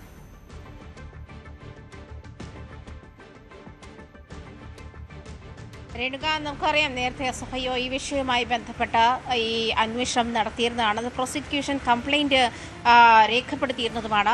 ആ സബ്മിഷൻ്റെ രേഖകളാണ് ഇഡിക്ക് കഴിഞ്ഞ ദിവസം ലഭിച്ചിരുന്നത്. 134 രേഖകളാണ് ഇഡിക്ക് ലഭിച്ചിട്ടുള്ളത്. അതിൻ്റെ അടിസ്ഥാനത്തിലാണ് നേരത്തെ 29-ാം തീയതിയായിരുന്നു വീണയ്ക്ക് നോട്ടീസ് നൽകിയിരുന്നത്. 29-ാം തീയതി വീണ്ടും ഹാജരാകാമെന്നായിരുന്നു വീണ ഇഡി അറിയിച്ചിരുന്നത്. പക്ഷേ ഇത് അടിയന്തരമായി ഇന്നലെ ഈ രേഖകൾ ലഭിക്കുകയും ഇന്നലെ ഇഡി തന്നെ ഫോണിൽ വിളിച്ച് വീണയോട് ഹാജരാകാൻ അറിയിക്കുകയായിരുന്നു. അതേ തുടർന്നാണ് വീണ ഇന്ന് രാവിലെ 9:30 കൊച്ചിയിലെ EDയുടെ സോണൽ ഓഫീസിൽ ഹാജരായിട്ടുള്ളത്. എന്തായാലും ചോദ്യം ചെയ്യൽ തുടരുകയാണ്. രേണുക സൂചിപ്പിച്ചതുപോലെ തന്നെ നേരത്തെ വീണയുടെ HDFC ബാങ്കിലെ ലോക്കറുകൾ അടക്കം ED പരിശോധിച്ചിട്ടുണ്ട്. നേരത്തെ വീണയെ ED സമൻസ് അയച്ച് വിളിച്ചു വരുത്തിയപ്പോഴൊക്കെ ചില രേഖകൾ ഹാജരാക്കാൻ പറഞ്ഞിരുന്നതാണ്. രേഖകൾ ഹാജരാക്കാൻ തനിക്ക് സമയം ആവശ്യപ്പെട്ടിരുന്നതാണ് വീണ. അതിനുശേഷം വീണ്ടും രണ്ടാമതൊരു ചോദ്യം ചെയ്യൽ കൂടി ഉണ്ടാകുമെന്നും അന്ന് അറിയിച്ചിരുന്നതുമാണ്. അതിനുശേഷമാണ് 29-ാം തീയതിയിലേക്കുള്ള സമൻസ് അയക്കുന്നത്. പക്ഷേ ഇന്നലെ ഈ SFIO നടത്തിയുള്ള അന്വേഷണത്തിന് 134 രേഖകൾ EDക്ക് ലഭിക്കുന്ന സാഹചര്യത്തിലാണ് വീണ്ടും ചോദ്യം ചെയ്യലുണ്ടായത്. നേരത്തെ നമുക്കറിയാം CMRL MD അടക്കമുള്ള കർത്ത കുടുംബത്തെ മുഴുവൻ ED ഇതിനകം ചോദ്യം ചെയ്തിട്ടുണ്ട്. CMRലും എക്സലോജിക്കും തമ്മിലുണ്ടായ ഇടപാടുകൾ, മാസപ്പടി ഇടപാടുകൾ, അത് IT സേവനം നൽകി എന്നുള്ളതാണ് വീണ വിജയനും CMRലും ബോധ്യപ്പെടുത്താനുള്ളത്. പക്ഷേ ഏതു തരത്തിലാണ് സേവനങ്ങൾ നൽകിയത്? ഒരു സേവനം നൽകാതെ എങ്ങനെയാണ് 2.75 കോടി രൂപ 7-8 കോടി രൂപ വീണയുടെ അക്കൗണ്ടിലേക്ക് എക്സലോജിക് കമ്പനിയുടെ അക്കൗണ്ടിലേക്കും എത്തിയത് എന്നുള്ള കാര്യമാണ് ED അന്വേഷിക്കുന്നത്. അതിൽ തന്നെ CMRL ലഭിച്ചിരുന്ന പണത്തിന്റെ ഉറവിടം എന്താണ്? അതുപോലെ ആദായ നികുതി വകുപ്പ് നേരത്തെ നടത്തിയ നമുക്കറിയാം അന്വേഷണത്തിലാണ് 1.78 കോടി രൂപയുടെ അപാകത കണ്ടെത്തിയത്. തുടർന്നാണ് ED അന്വേഷണത്തിലേക്ക് വന്നത്. എന്തായാലും ED ചോദ്യം ചെയ്യൽ തുടരുകയാണ്. വീണയ്ക്ക് ഇതിന് ശേഷമായിരിക്കും, ഇതുവരെ ഈ വിഷയത്തിൽ ആരും അറസ്റ്റ് ചെയ്തിട്ടില്ലെങ്കിൽ പോലും ഈ വിഷയത്തിൽ വ്യക്തത വന്ന ശേഷമായിരിക്കണം, ഒരുപക്ഷെ SFIയുടെ റിപ്പോർട്ടിന്റെ അടിസ്ഥാനത്തിൽ വ്യക്തത വന്ന ശേഷമായിരിക്കണം ED വീണ്ടും ചോദ്യം ചെയ്യാൻ വിളിച്ചിട്ടുണ്ടാവുക. എന്തായാലും ചോദ്യം ചെയ്യൽ തുടരുകയാണ്. ഇതുവരെയും വീണയെ പുറത്തിറങ്ങിയിട്ടില്ല. രേണുക. ശരി, ആജ്ഞ രവീന്ദ്രനാണ് വിവരങ്ങൾ നൽകിയത്. News 18 mega impact. ശബരിമല മേൽശാന്തി നിയമനത്തിലെ ക്രമക്കേടിൽ സ്പെഷ്യൽ കമ്മീഷണർ ഹൈക്കോടതിക്ക് റിപ്പോർട്ട് നൽകും. ശബരിമല മേൽശാന്തി ED പ്രസാദിന്റെ നിയമവിരുദ്ധ നിയമനത്തെക്കുറിച്ച് ഹൈക്കോടതിയെ അറിയിക്കും. ന്യൂസ് 18 വാർത്തയെ തുടർന്നാണ് നടപടി. ടോം കുര്യാക്കോസ് ന്യൂസ് പുറത്തുവിട്ട വാർത്തയിലാണ് ഇപ്പോൾ തുടർ നടപടികൾ ഉണ്ടാകുന്നത്. ഒപ്പം ഈ വിഷയത്തിൽ തുടർ നടപടികൾക്കായി കോടതിയെ സമീപിക്കുമെന്ന് പന്തളം രാജകുടുംബാംഗം രാജരാജവർമ്മ അറിയിക്കുകയും ചെയ്തിട്ടുണ്ട്. DGPക്ക് അവർ പരാതി നൽകിയിട്ടുണ്ട്. അതീവ ഗൗരവമാണ് ന്യൂസ് 18 പുറത്തുവിട്ട വാർത്തയിലെ കാര്യങ്ങളെന്ന് അദ്ദേഹം പറഞ്ഞു. ടോം കുര്യാക്കോസ് വാർത്തയുടെ വിശദാംശങ്ങളുമായി ചേരുകയാണ്. ടോം, ന്യൂസ് 18 പുറത്തുവിട്ട വാർത്തയിൽ ഇന്നലെ തന്നെ ദേവസ്വം ബോർഡ് പ്രസിഡന്റ് പ്രതികരിച്ചിരുന്നു. അതിന് പിന്നാലെ ഇപ്പോൾ ഹൈക്കോടതിക്ക് റിപ്പോർട്ട് നൽകാനുള്ള നടപടി ഉണ്ടാകുന്നു. ഒപ്പം തന്നെ പന്തളം രാജകുടുംബാംഗവും നിയമ നടപടികളുമായി മുന്നോട്ട് പോകുന്നു എന്നതാണ്. അതീവ ഗൗരവത്തോടെ അധികൃതർ ഇതിനെ കാണുന്നു എന്നതിന്റെ സൂചനകളാണോ ഇത്?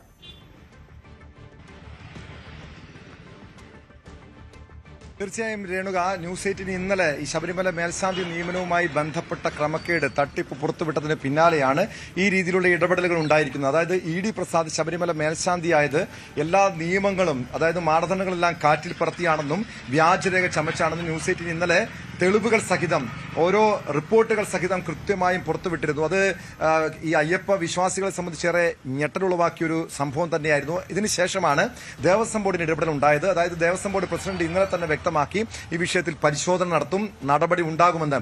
ഇതിന് പിന്നാലെ ശബരിമലയിലെ സ്പെഷ്യൽ കമ്മീഷണർ, അതായത് ഹൈക്കോടതി ചുമതലപ്പെടുത്തിയിട്ടുള്ള സ്പെഷ്യൽ കമ്മീഷണർ ഈ വിഷയത്തിൽ ഹൈക്കോടതിക്ക് റിപ്പോർട്ട് സമർപ്പിക്കുമെന്ന് വ്യക്തമാക്കിയിട്ടുണ്ട്. പന്തളം രാജകുടുംബം ഇതുമായി ബന്ധപ്പെട്ട് മുഖ്യമന്ത്രിക്കും ദേവസ്വം മന്ത്രിക്കും ദേവസ്വം ബോർഡ് പ്രസിഡന്റിനും ഉൾപ്പെടെ, അതായത് DGPക്ക് ഉൾപ്പെടെ പരാതി നൽകിയിട്ടുണ്ട്. ഇത് ഏറെ ഗൗരവമുള്ള വിഷയമാണ്. കൃത്യമായ തെളിവുകൾ സഹിതമാണ് ന്യൂസ് 18 വാർത്തകൾ പുറത്തുവിട്ടിരിക്കുന്നത്. ഇതിന്റെ അടിസ്ഥാനത്തിൽ വിശദമായ അന്വേഷണം നടത്തണമെന്നും ശക്തമായ നടപടി സ്വീകരിക്കണമെന്നുമാണ് രാജകുടുംബാംഗം രാജരാജവർമ്മ ആവശ്യപ്പെട്ടിരിക്കുന്നത്. അതായത് മുഖ്യമന്ത്രിക്ക് ഉൾപ്പെടെ നൽകിയ പരാതിയിൽ ആവശ്യപ്പെട്ടിരിക്കുന്നത്. ഇതോടൊപ്പം വളരെ ഞെട്ടിപ്പിക്കുന്നൊരു വെളിപ്പെടുത്തൽ കൂടി ന്യൂസ് 18 പുറത്തു വരികയാണ്. അതായത് ശബരിമലയിലെ മുൻ കീഴ്ശാന്തി, മുൻ പമ്പ മേൽശാന്തി കൂടിയായിട്ടുള്ള ശ്രീ സുരേഷ് ആർ പോറ്റി ഇപ്പോൾ ന്യൂസ് 18 ചേരുന്നുണ്ട്. അദ്ദേഹം എങ്ങനെയാണ് ഈ ശബരിമല മേൽശാന്തി നിയമനവുമായി ബന്ധപ്പെട്ട് തട്ടിപ്പുകൾ നടക്കുന്നത്, എങ്ങനെയാണ് അതിൽ തിരിമറികൾ നടക്കുന്നത്, ഈ നിയമനങ്ങളിലെ വഴിവിട്ട ഇടപെടലുകൾ, കൈക്കൂലി നൽകിയുള്ള ഇടപാടുകൾ, ഇതടക്കം ഇദ്ദേഹം വ്യക്തമായി അറിയാവുന്ന വ്യക്തിയാണ്. കാരണം കഴിഞ്ഞ കുറേ വർഷങ്ങളായി ശബരിമല മേൽശാന്തി നിയമനത്തിന് അപേക്ഷ നൽകി ഇന്റർവ്യൂ വരെ എത്തി. ഏറ്റവും ഒടുവിൽ ആ പട്ടികയിൽ നിന്നും ഒഴിവാക്കപ്പെടുന്ന, കാരണം എല്ലാ യോഗ്യതയും ഉണ്ടായിട്ടും പണം കൊടുക്കാത്തതിന്റെ പേരിൽ മാത്രം ഒഴിവാക്കപ്പെടുന്ന ഒരു വ്യക്തിയാണ് ശ്രീ സുരേഷ് ആർപ്പോറ്റി. തിരുമേനി, ഞാൻ മനസ്സിലാക്കുന്നതനുസരിച്ച് അങ്ങ് പല വർഷങ്ങളിലും കഴിഞ്ഞ വർഷം ഉൾപ്പെടെ ഈ ശബരിമല മേൽശാന്തിയാകാൻ വേണ്ടി അപേക്ഷ നൽകിയിട്ടുണ്ട്. എല്ലാ യോഗ്യതയുമുള്ള വ്യക്തിയാണ്. പക്ഷെ പണം നൽകാത്തതിന്റെ പേരിൽ ഇവർ പലതവണയായിട്ട് അങ്ങയോട് പണം ആവശ്യപ്പെട്ടുണ്ടെന്നാണ് മനസ്സിലാക്കാൻ കഴിയുന്നത്. ആരാണ് ഈ പണം ആവശ്യപ്പെടുന്നത്? എന്താണ്? ഞങ്ങൾ ഇന്നലെ പുറത്തുവിട്ട വാർത്ത അങ്ങയുടെ ശ്രദ്ധയിൽപ്പെട്ട് കാണും. അതിനുശേഷമാണ് നമുക്ക് സംസാരിക്കാൻ കഴിഞ്ഞത്. എങ്ങനെയാണ് ഈ ശബരിമല മേൽശാന്തി നിയമനത്തിന്റെ നടപടികൾ? ഈ രീതിയിൽ പണം വാങ്ങി ഞങ്ങൾ ഇന്നലെ പുറത്തുവിട്ട വാർത്ത കണ്ടപ്പോൾ ഒരു പക്ഷേ അങ്ങേക്കൊരു ഞെട്ടൽ തോന്നിക്കാണില്ല. കാരണം ഇത് പതിവായി ഇങ്ങനെ തന്നെയാണ് നടക്കുന്നത്. ഇത് ഒരു സ്ഥിരം പല്ലവി എന്ന് തന്നെ വേണമെങ്കിൽ പറയാം. ഇത് വർഷങ്ങളായി ഒരു പാരമ്പര്യമായിട്ടുള്ള രീതിയിൽ ഇങ്ങനെ നടന്നു വരുന്ന ഒരു സംഭവമാണ്. ഞാൻ ഏതാണ്ട് ഒരു 2008 മുതൽ ശബരിമല മാളികപ്പുറം മേൽശാന്തിക്ക് അപേക്ഷിക്കുന്നതാണ്.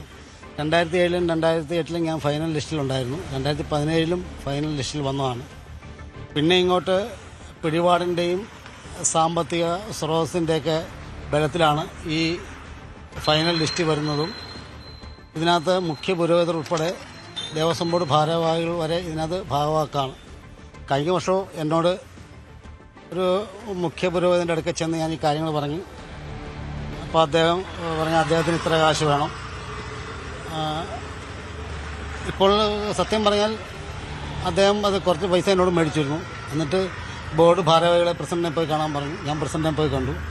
അപ്പോൾ പ്രസിഡന്റ് പറഞ്ഞു ഇന്നാണ് എൻ്റെ നടപടിക്രമങ്ങളൊക്കെ എന്ന് പറഞ്ഞു. ഞാൻ പറഞ്ഞ എൻ്റെ വീട്ടിലെ സാഹചര്യം എല്ലാം കൂടെ നമുക്ക് താങ്ങാൻ പറ്റാത്തതുകൊണ്ട് ഞാൻ തിരിച്ചിങ്ങോട്ട് പോകുന്നു. എത്ര രൂപ ആവശ്യപ്പെട്ടത് അങ്ങയുടെ കയ്യിൽ നിന്ന് വാങ്ങിയത്? ഒരു മുഖ്യ പുരോഹിതനായിട്ടുള്ള ആൾ എന്നോട് ഒരു 3 ലക്ഷം രൂപ വരെ മേടിച്ചു. കഴിഞ്ഞ വർഷം മാത്രം? കഴിഞ്ഞ വർഷം മേടിച്ചു. അതിനുശേഷം ബോർഡ് ഭാരവാഹികളെ കാണാൻ പറഞ്ഞു. എന്നെ പറഞ്ഞു വിട്ടു. പക്ഷേ ഇത് രണ്ടും കൂടെ നമുക്ക് ഒട്ടും അവർ ചോദിക്കുന്ന 5 ലക്ഷം രൂപ വേറെ. ഇത് കൈക്കൂലി ആയിട്ടാണോ ചോദിക്കുന്നത്? ഫൈനൽ ലിസ്റ്റ് വരാനാണ് ചോദിക്കുന്നത്. അതായത് ഇന്റർവ്യൂ വരെ എത്തിയായിരുന്നു? ഇന്റർവ്യൂ അറ്റൻഡ് ചെയ്തിട്ട് നറുക്കെടുപ്പ് ലിസ്റ്റിൽ വരണമെങ്കിൽ ഇത്ര ലക്ഷം രൂപ. അതിൽ നറുക്കെടുപ്പിൽ കിട്ടിയില്ലെങ്കിൽ 1 ലക്ഷം രൂപ എടുത്തിട്ട് ബാക്കി പൈസ നമുക്ക് തിരിച്ചു തരും. അങ്ങനെയാണ് ഇതിനകത്ത് ഡീലിങ്സ്. പിന്നെ ഇന്റർവ്യൂ ആണ് ഇതിനകത്ത്. മുഖ്യ പുരോഹിതൻ എന്ന് പറയുന്ന അങ്ങ് ഉദ്ദേശിക്കുന്നത് തന്ത്രിയാണ്? മുഖ്യപുരോഹിതൻ എന്ന് പറഞ്ഞാൽ ഞാനിപ്പോൾ പേര് വെളുത്താൻ ആഗ്രഹിക്കുന്നില്ല. അത് അന്വേഷണങ്ങൾ അതിൻ്റെ വഴിക്ക് വരുവാണെങ്കിൽ നമുക്ക് ആ രീതിയിൽ ഞാൻ പ്രതികരിക്കാം. ഞാൻ മനസ്സിലാക്കുന്ന വെച്ചാൽ അങ്ങ് ഈ ശബരിമല സ്വർണ്ണക്കൊള്ളയുമായി ബന്ധപ്പെട്ട SITക്ക് മൊഴി നൽകിയൊരു വ്യക്തി കൂടിയാണല്ലേ? SIT എന്നെ വിളിപ്പിച്ചിരുന്നു. ഞാൻ കുറേ കാര്യങ്ങൾ അതെന്തോ അന്നത്തെ ആ 2011-12 ആ കാലഘട്ടത്തിൽ കീശാന്തിയായിട്ടിരുന്നതാണ്. അപ്പോൾ അന്നത്തെ അവിടുത്തെ കാര്യങ്ങളും അറിയാൻ വേണ്ടിയാണ്. വെച്ചാൽ അവിടെ എന്ന് പറഞ്ഞാൽ കീശാന്തി എന്ന് പറഞ്ഞാൽ മേശാന്തിയേക്കാളും ഉത്തരവാദിത്തമാണ് കീശാന്തിക്കെന്ന് പറഞ്ഞാൽ. ശ്രീകോവിലിൻ്റെ താക്കോല് വരെ കീശാന്തിയുടെ അണ്ടറിലാണ്. പിന്നെ 2 സ്വർണ്ണക്കുടങ്ങൾ. ഒരു സ്വർണ്ണക്കുടം എന്ന് പറഞ്ഞാൽ 2 കിലോ വരും, ഒരെണ്ണം 2.5 കിലോ വരും. ആ സ്വർണ്ണക്കുടം കീശാന്തിയുടെ അണ്ടറിലാണ്. വെളുപ്പിന് കീശാന്തിയാണ് ശ്രീകോവിലിൻ്റെ താക്കോൽ മേശാന്തിക്ക് എടുത്തു കൊടുക്കുന്നത് നട തുറക്കാനായിട്ട്. നട അടയ്ക്കുമ്പോൾ മേശാന്തി റൂമിൽ ആ താക്കോൽ തിരിച്ച് മേടിക്കുന്നതും കീശാന്തിയാണ്. വെളുപ്പിന് നട തുറക്കാൻ പോകുമ്പോൾ 1 കിണ്ടി വെള്ളവും താക്കോലും കൂടെ ശ്രീകോവിലിൻ്റെ താക്കോലും കൂടെ കീശാന്തി എടുത്ത് കൊടുക്കുന്നത്. അത്രയ്ക്ക് ഉത്തരവാദിത്തമാണ് കീശാന്തിക്ക്. പിന്നെ വെളുപ്പിന് കീശാന്തി മുറിയിൽ നിന്നുള്ള സ്വർണ്ണക്കുടത്തിൽ ഉള്ള നെയ്യ് ഒഴിച്ചുകൊണ്ടാണ് ആദ്യത്തെ നെയ്യ് വിഷയം സ്വർണ്ണക്കുടത്തിലാണ് വെളുപ്പിന്. അതിനുശേഷം മറ്റുള്ള നെയ്യ് വിഷയമൊക്കെ കഴിക്കുകയുള്ളൂ. അപ്പോൾ ഈ സ്വർണ്ണക്കൊള്ളയുമായി ബന്ധപ്പെട്ട എന്തെങ്കിലും കാര്യങ്ങളൊക്കെ അങ്ങേക്ക് അറിവുണ്ടായിരുന്നു? അന്ന് എന്നോട് ചോദിച്ചത് അടിച്ചിരിക്കുന്ന പാളികളെ കുറിച്ചാണ് എന്നോട് ചോദിച്ചത്.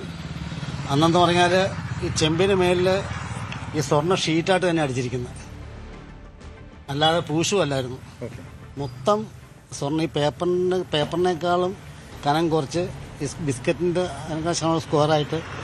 അന്ന് ഞാൻ പ്രസാദഭരണത്തിൽ 98-99 ഞാൻ പ്രസാദഭരണത്തിൽ ഡ്യൂട്ടി ഉണ്ട്. ഞാൻ നേരിട്ട് കണ്ട വ്യക്തിയാണ് ഈ ഷീറ്റൊക്കെ അടിക്കുന്നത്. അല്ല, സ്വർണ്ണക്കൊള്ള നടന്നിട്ടുണ്ടെന്ന് അങ്ങേക്ക് ബോധ്യമായതാണ്? സ്വർണ്ണക്കൊള്ള നടന്നിട്ടെന്ന് പറഞ്ഞാൽ ഇത് കറക്റ്റ് അറിയണമെങ്കിൽ ഈ ശ്രീകോവിലിന് മേളിലെ ഈ SITയുടെ ഈ അന്വേഷണം എനിക്ക് അത്ര തൃപ്തിയായിട്ട് തോന്നുന്നില്ല. ശ്രീകോവിലിന് മേളിലെ ഒരു പാളി എടുത്തു കഴിഞ്ഞാൽ ഈ വാതിലിൻ്റെ കറക്റ്റ് അറിയാൻ പറ്റും. ശ്രീകോവിലിൻ്റെ മേളിലെ പാളി എടുക്കണം, അല്ല വാതിലിലെ പാളി എടുത്തിട്ട് കാര്യമില്ല. ശ്രീകോവിലിൻ്റെ മേളിലുള്ള ഒരു പീസിൽ എടുക്കുവാണെങ്കിൽ കറക്റ്റ് അറിയാൻ പറ്റും എത്ര കനത്തിൽ സ്വർണ്ണം അടിച്ചിട്ടുണ്ടെന്ന്. വ്യാപകമായ രീതിയിൽ കൊള്ള നടന്നിട്ടുണ്ടെന്നുള്ള ഓർമ്മ. ഉണ്ണികൃഷ്ണൻ പറ്റി എന്ന് പറഞ്ഞാൽ മഹാഫ്രോഡാണ്. അത് ഈ മുഖ്യ പുരോഹിതരായിട്ടുള്ള അടുപ്പം കൊണ്ടാണ് അദ്ദേഹത്തിന് അത്രയും സ്വാതന്ത്ര്യം ശബരിമല കിട്ടിയത്. അറിയോ? പണ്ടെന്ന് പറഞ്ഞാൽ ഈ തമിഴന്മാരും ആന്ധ്രാപ്രദേശിൽ നിന്നുള്ളവരൊക്കെ ശബരിമല വന്നു കഴിഞ്ഞാൽ ഇവനാണ് അവൻ്റെ മെയിൻ ഒരു കണ്ണി അവിടുത്തെ. അതായത് ഈ ശബരിമലയിൽ തന്ത്രി കുടുംബം അറിയാതെ ഒരു ക്രമക്കേട് നടക്കില്ല അല്ലേ? എന്ന് വെച്ചാൽ ഒരു ക്ഷേത്രത്തിലെ ശ്രീകോവിലിൻ്റെ വാതിലും കട്ടിലപ്പടിയൊക്കെ അഴിച്ചുകൊണ്ട് പോകണമെങ്കിൽ ആ ക്ഷേത്ര തന്ത്രിയാണ് അതിന് കേടുപാടുണ്ടെന്ന് പറഞ്ഞ് ക്ഷേത്ര തന്ത്രി ചെയ്ത് കൊടുക്കണം. തന്ത്രി എക്സിക്യൂട്ടീവ് ഓഫീസറുടെ ശബരിമല മാനേജറുടെയും എക്സിക്യൂട്ടീവ് ഓഫീസറുടെയും ശ്രദ്ധയപ്പെടുത്തിയാൽ മാത്രമേ അതിന് നടപടി ഉണ്ടാക്കാൻ പറ്റുള്ളൂ. അല്ലാതെ എക്സിക്യൂട്ടീവ് ഓഫീസർക്കോ മാനേജർക്കോ നേരിട്ടൊന്നും ചെയ്യാൻ പറ്റിയല്ല. തീർച്ചയായും അങ്ങനെയാണെങ്കിൽ ഈ മേൽശാന്തി നിയമനത്തിൽ ഇവരുടെ അറിവുണ്ടെന്ന് ഉറപ്പാണ് ഈ തന്ത്രി കുടുംബത്തിന്റെ. മാത്രമല്ല ഇത് വിശ്വാസികളടക്കം വല്ലാത്ത രീതിയിലാണ്. ഈ അയ്യപ്പ ഭക്തർ എന്ന് പറയുമ്പോൾ ഇന്ത്യയിലെ ഏറ്റവും കൂടുതൽ ഹൈന്ദവ വിശ്വാസികൾ, പ്രത്യേകിച്ചും ദക്ഷിണേന്ത്യയിലെ ഹൈന്ദവ വിശ്വാസികൾ ഏറെ ആദരിക്കുന്ന ഒരു ക്ഷേത്രമാണ്. ഏറെ നിരവധി ആളുകൾ, ലക്ഷക്കണക്കിന് ആളുകൾ വരുന്ന ക്ഷേത്രമാണ്. ആ വിശ്വാസികളടക്കം ചതിക്കുന്ന രീതിയിലല്ലേ ഈ നടപടി? വിശ്വാസികളെ മൊത്തത്തിൽ ശരിക്കും ഒരു വിശ്വാസ വഞ്ചന കാട്ടുന്ന രീതിയിലാണ് പോകുന്നത്. എന്നുവെച്ചാൽ ഇപ്പോൾ ശബരിമല തന്ത്രിയുടെ പേര് കേസ് വന്നു. എന്തുകൊണ്ട് ഇരുന്ന മേശാന്തിയുടെ പേര് കേസ് വന്നില്ല? ഓഹോ, ദിവസം ക്ഷേത്രം നട തുറക്കുന്ന മേശാന്തിയാണ്. ദിവസം ആ ക്ഷേത്രത്തിൽ മണ്ഡലം മറുവിളക്ക് കാലത്തും മാസപൂജയ്ക്ക് നട തുറക്കുന്നത് മേശാന്തിയാണ്. ആ വാതിലിന് കേടുപാടുണ്ടെങ്കിൽ മേശാന്തിക്കറിയാം. ഇപ്പോൾ ഏറ്റുമാനൂര് ശ്രീപത്മനാഭസ്വാമി ക്ഷേത്രം, വൈക്കം, ഇത്ര മഹാക്ഷേത്രങ്ങളിലെ ശ്രീകോവിലിൻ്റെ വാതിലിന് കട്ടിലപ്പടിക്ക് ഒരു കേടും വന്നിട്ടില്ല. ഈ ശബരിമല മാത്രം ഇങ്ങനെ ഒരു വാലിന്റെ ഒരു കേട് വന്നു പറഞ്ഞാൽ ആരും വിശ്വസിക്കും? മേൽശാന്തിക്ക് അത് അറിവുണ്ടായിരിക്കണം. മാത്രമല്ല ഈ ഇപ്പോഴത്തെ ഈ മേൽശാന്തി നിയമനവും അത് പാർട്ടി ഇടപെടലുണ്ടെന്ന്, കാരണം ഈ മുൻ ദേവസ്വം ബോർഡ് പ്രസിഡന്റ് പത്മകുമാർ പറഞ്ഞിട്ടുണ്ട്. അദ്ദേഹം പറഞ്ഞ വെളിപ്പെടുത്തലിന്റെ അടിസ്ഥാനത്തിലാണ് നമ്മൾ ഇത്രയും വിശദമായ അന്വേഷണം നടത്തിയത്. അങ്ങനെയെങ്കിൽ ഇത് CPM-ന്റെ ഒരു ഇടപെടൽ ഈ മേൽശാന്തി നിയമനത്തിലടക്കം നടക്കുന്നുണ്ടോ? അത് ഭരണന്മാർ വരുമ്പോൾ എല്ലാ തലത്തിലും ഇടപെടലുകൾ ഉണ്ടാവും. ഏത് രാഷ്ട്രീയ പാർട്ടി അധികാരത്തിൽ വന്നാലും അതിൻ്റെ പിടിപാട് വെച്ചിട്ടേ നമുക്ക് മുമ്പോട്ട് പോകാൻ പറ്റുള്ളൂ. അത് ഈ പമ്പ മേൽശാന്തിയുടെ സാധാരണ മേൽശാന്തി നിയമനം എന്നൊക്കെ പറഞ്ഞാൽ ദൈവനിയോഗം എന്നാണല്ലോ കണക്കാക്കപ്പെടുന്നത്. അപ്പൊ ദൈവനിയോഗം അല്ലാതെ പാർട്ടി നിയോഗം അതിന്റെ ബാക്കിൽ നടക്കുന്ന കളികൾ ആർക്കും അറിയത്തില്ലല്ലോ എന്താണെന്നുള്ളത്. എങ്ങനെയാണ് ഫൈനൽ ലിസ്റ്റ് വരുന്നതെന്നൊന്നും ആർക്കും അറിയത്തില്ലല്ലോ. ഇതൊരു ഇന്റർവ്യൂ ബോർഡ്. ഈ ഇന്റർവ്യൂ എന്ന് പറഞ്ഞാൽ ശബരിമല ബോർഡ് പ്രസിഡന്റ് മെമ്പർമാർക്ക് 30 മാർക്ക്, ശബരിമല തന്ത്രിക്ക് 30 മാർക്ക്, തന്ത്ര വിദ്യാപീഠത്തിന് 30 മാർക്ക്. കറക്റ്റ് ഇത്രയും പേർക്ക് പണം കൊടുക്കണോ? അല്ല, ഇതിനകത്ത് പറയും ഈ ഇന്റർവ്യൂ നടക്കുന്നത് മൊത്തം TV-യിൽ ഹൈക്കോടതി നിരീക്ഷകൻ വരെയുണ്ട്. രാവിലെ തൊട്ട് വൈകുന്നേരം വരെ മൊത്തം ഇന്റർവ്യൂവും ടെലികാസ്റ്റ് ചെയ്യുക, ക്യാമറ എടുക്കുക. ഇത് ബോർഡ് മെമ്പർമാരൊക്കെ സെപ്പറേറ്റ് മാർക്ക് ഇടണമെന്നുള്ളതാണ്. ഇതിപ്പോൾ ഈ ബോർഡ് മെമ്പർമാരുടെ മാർക്കും കൂടെ പ്രസിഡന്റ് ഇടുന്നത്, മനസ്സിലായോ? ഇപ്പം ശബരിമല തന്ത്രിയുടെ ഈ ഇടയ്ക്ക് തുടങ്ങിയിട്ടുള്ളൂ 2 മാർക്ക് ഇടാൻ തുടങ്ങിയിട്ട്. തന്ത്രവിദ്യാപീഠത്തിൻ്റെ മാർക്ക് തന്ത്രവിദ്യാപീഠം ഇടേണ്ടത്. പക്ഷെ തന്ത്രവിദ്യയുടെ ചിലപ്പോൾ മുഖ്യ പൂർവ്വം തന്നെ അയാളുടെ മാർക്ക് ലിസ്റ്റ് മേടിച്ച് മാർക്ക് അയാൾ തന്നെ ഇടും. ഇവർക്ക് വേണ്ടപ്പെട്ട മാർക്ക് ഇടാൻ വേണ്ടിയാണ് അങ്ങനെ ചെയ്യുന്നത്. ഇതുപോലെ ഈ പണം കൊടുത്തവർക്ക് മാത്രമാണ് അവസാന പട്ടികയിൽ വരികയുള്ളൂ. ഫൈനലിസ്റ്റ് അത്രേ ഉള്ളൂ. അതല്ലാതെ ഈ രീതിയിൽ വ്യാജരേഖ ചമച്ചല്ലോ, വ്യാജരേഖ കൃത്രിമമായി ഇവർക്ക് എക്സ്പീരിയൻസ് ഉണ്ട്. ഈ 10 വർഷത്തെ മൂന്ന് പൂജകൾ തുടർച്ചയായുള്ള ക്ഷേത്രങ്ങളിലല്ലേ? 10 വർഷം തുടർച്ചയായി, 12 വർഷത്തിൽ 10 വർഷം തുടർച്ചയായി 3 നേരം പൂജകളുള്ള ക്ഷേത്രത്തിലായിരിക്കണം മേശാന്തി ആയിരിക്കണം എന്നുള്ള നിയമമുണ്ട്. ആ സർക്കുലറിൽ തന്നെ ഉണ്ട്. അങ്ങനെ എക്സ്പീരിയൻസ് സർട്ടിഫിക്കറ്റ് വ്യാജമായി നൽകുന്നുണ്ടോ? ഇപ്പൊ തന്ത്രി സർട്ടിഫിക്കറ്റ് വെക്കും, പൂജ തന്ത്രി സർട്ടിഫിക്കറ്റ് ഇതിനകത്ത് വേണം. തന്ത്രി വേണം, ഇദ്ദേഹത്തിന് പൂജയിൽ പ്രാവണ്യം ഉണ്ടെന്ന് പറഞ്ഞു എന്നൊരു സർട്ടിഫിക്കറ്റ് കൊടുക്കും. അതാ ചിലപ്പോൾ ആ മുഖപരിചയത്തിന്റെ പുറത്ത് സർട്ടിഫിക്കറ്റ് കൊടുക്കുന്നതായിരിക്കും. അദ്ദേഹത്തിന് യാതൊരു കാര്യം അറിയത്തില്ലായിരിക്കും. അങ്ങനെയാണ് ഇതിനകത്ത് മെയിൻ കാര്യങ്ങൾ കയറി വരുന്നത്. അപ്പോൾ ഈ ബോർഡിൽ തന്നെ അപ്പോൾ ഫൈനൽ ആരൊക്കെ ലിസ്റ്റ് വരണം എന്നുള്ളത് 2 ദിവസം മുമ്പേ ബോർഡ് തീരുമാനിക്കും. ആരൊക്കെ ഫൈനൽ ലിസ്റ്റ് വരണമെന്നുള്ളത്.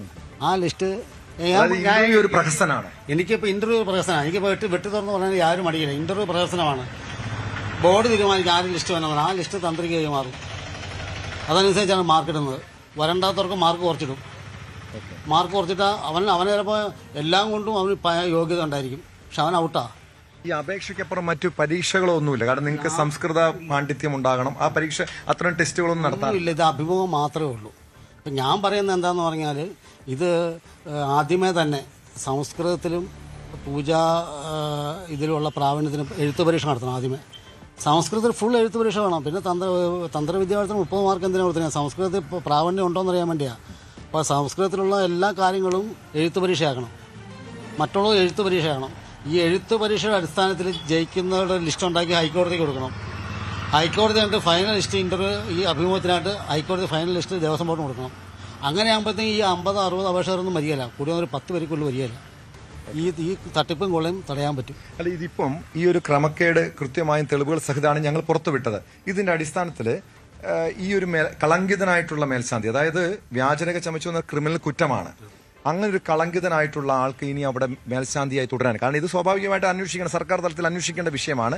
അങ്ങനെ അന്വേഷിച്ച് കുറ്റക്കാരെന്ന് കണ്ടെത്തി കഴിഞ്ഞാൽ അദ്ദേഹം അതിന് തുടരാൻ യോഗ്യനായിരിക്കും. പിന്നെ തുടരാൻ യോഗ്യനാണെന്ന് ചോദിച്ചു കഴിഞ്ഞാൽ അദ്ദേഹം തുടരുന്നതിന് യാതൊരു ഇതും ഇപ്പോഴത്തെ ഇതിൽ വരാൻ സാധ്യതയില്ല. കാര്യം എന്ന് പറഞ്ഞാൽ ഈ ഒരു സർട്ടിഫിക്കറ്റ് നമ്മൾ ഇപ്പോൾ ജോലിക്കാണെങ്കിൽ ഒരു സർട്ടിഫിക്കറ്റ് കൊടുത്തു കഴിഞ്ഞാൽ ആ സർട്ടിഫിക്കറ്റ് വ്യാജമാണോ എന്നുള്ളത് അന്വേഷിക്കേണ്ടത് വിജിലൻസാണ്. വിജിലൻസ് എൻക്വയറിയുടെ ശേഷം മാത്രമേ ഇവനെ ഇന്റർവ്യൂ ഉൾപ്പെടുത്തുള്ളൂ. അപ്പോൾ വിജിലൻസ് എൻക്വയറിക്ക് ശേഷം ഈശ്വരൻ നമ്പൂതിരി, വിജിലൻസ് ഓഫീസർ ഈശ്വരൻ നമ്പൂതിരിയാണ് ഇദ്ദേഹത്തിന് യോഗ്യത ഉണ്ടെന്ന് പറഞ്ഞ് റിപ്പോർട്ട് കൊടുത്തത്. അങ്ങനെയെങ്കിൽ അദ്ദേഹത്തെ സ്വാധീനിച്ച് കാണുമായിരുന്നു. ഈശ്വരൻ നമ്പൂരിയാണെന്ന് എനിക്കറിയത്തില്ല. ഇപ്പോൾ വൈക്കത്ത് കഴിഞ്ഞ വർഷം മാനേജരായിട്ടിരുന്ന ഈശ്വരൻ നമ്പൂരിയാണെന്ന് എനിക്കറിയത്തില്ല. ഇപ്പോൾ അദ്ദേഹം വീണ്ടും വിജിലൻസിലേക്ക്, മാവേലിക്കര വിജിലൻസിലേക്കാണ് അദ്ദേഹം വന്നിട്ടുണ്ട്. ആ ഈശ്വരൻ നമ്പൂരാണെന്ന് എനിക്കറിയത്തില്ല. ആ ഈശ്വരൻ നമ്പൂരാണ് എന്നോട് വരെ അദ്ദേഹം കാശ് വെച്ചിട്ടുണ്ട്. ഞാൻ റിട്ടയർഡ് ആയപ്പോൾ എൻ്റെ സർവീസ് ബുക്ക് റെഡിയാക്കാനായിട്ട് അദ്ദേഹം എന്നോട് വിജിലൻസ് ഓഫീസർ ഇവിടെ വൈക്കം മാനേജരായിട്ടിരുന്ന ഈ കഴിഞ്ഞ വർഷം പുള്ളി ഹരിപ്പാട് എൻ്റെ കമ്മീഷണറായിട്ട് മാറിപ്പോൾ ഇപ്പോൾ പുള്ളി മാവേലിക്കര വിജിലൻസിലാണ്. ആ ഈശ്വരൻ സർട്ടിഫിക്കറ്റ് നൽകാൻ വേണ്ടി പണം ചോദിക്കും, സർവീസ് ബുക്ക് ക്ലിയർ ചെയ്യാൻ വേണ്ടി. എന്നിട്ട് എനിക്ക് പെൻഷൻ കിട്ടാണ്ട് ഒരു വർഷത്തേക്കുള്ള എടുത്തു, 1.5 വർഷം. ഇത് അങ്ങ് പരാതി കൊടുത്തില്ലേ? ഇത് പരാതി കൊടുത്തില്ല. പരാതി കൊടുത്താൽ നമ്മൾ സർവീസ്, നമുക്ക് പെൻഷൻ അത്യാവശ്യം, വീണ്ടും ബുക്ക് അങ്ങനെ പല സ്ഥലത്ത് ബുക്ക് കിട്ടിയായിരുന്നോ? ബുക്ക് പിന്നെ കാല് പിടിച്ച് എത്ര രൂപ കൊടുക്കേണ്ടി വന്നു? ഇല്ല, അന്നോട് പുള്ളി 25,000 രൂപ ചോദിച്ചു, ഞാൻ കൊടുത്തില്ല. ആ ഈശ്വരൻ നമ്പൂരാണ്, ഈ വൈക്കത്ത് മാനേജരായിട്ടിരുന്ന ഈശ്വരൻ നമ്പൂരാണ്. ഇപ്പോൾ വീണ്ടും പുള്ളി അദ്ദേഹത്തെ വിജിലൻസായിട്ട് ഇപ്പോൾ ഈ മാറ്റത്തിൽ അങ്ങനെ നിയമിച്ചിട്ടുണ്ട്. മാവേലിക്കരാന്ന് എനിക്ക് തോന്നുന്നു ആ ഈശ്വരൻ നമ്പൂരാണെങ്കിൽ. ഓക്കെ. അല്ല, അദ്ദേഹം ഈ കഴിഞ്ഞ വർഷം ഈ മേൽശാന്തി നിയമനത്തിന്റെ സമയത്ത് അദ്ദേഹം വിജിലൻസ് ഓഫീസറായിരുന്നു. ആ ഈശ്വരൻ നമ്പൂതിരിയാണ്, ഞാൻ മനസ്സിലാക്കുന്നതനുസരിച്ച് ഈശ്വരൻ നമ്പൂതിരിയാണ്. ഈശ്വരൻ നമ്പൂരി ഇത് രണ്ട് വേറെ ഈശ്വരൻ നമ്പൂരി. ആ ഈശ്വരൻ നമ്പൂരി ഇപ്പോൾ ഏതോ ക്ഷേത്രത്തിലേക്ക് ആയിട്ട് മാറ്റിയിട്ടുണ്ട് അദ്ദേഹത്തെ. ഓക്കെ. പുള്ളി തിരുവല്ല. അങ്ങനെയാണെങ്കിൽ കാലാകാലങ്ങളായി ഈ രീതിയിലുള്ള ക്രമക്കേട്, അഴിമതി, കൈക്കൂലിയൊക്കെ ഈ ദേവസ്വം ബോർഡിലും വിജിലൻസിലും തുറന്നു വരുന്നുണ്ട്. വിജിലൻസിൽ ദേവസ്വം ബോർഡിലും വിജിലൻസിലും ഈസിയായിട്ട് തുറന്നു വരുന്നുണ്ട്. ഇപ്പോൾ നിസ്സാരം ശബരിമല മേശാന്തര നിയമനം മാത്രമല്ല, ഇപ്പോൾ പമ്പ മേശാന്തര നിയമനമാണെങ്കിലും തിരുവല്ലം, കൊട്ടാരക്കര,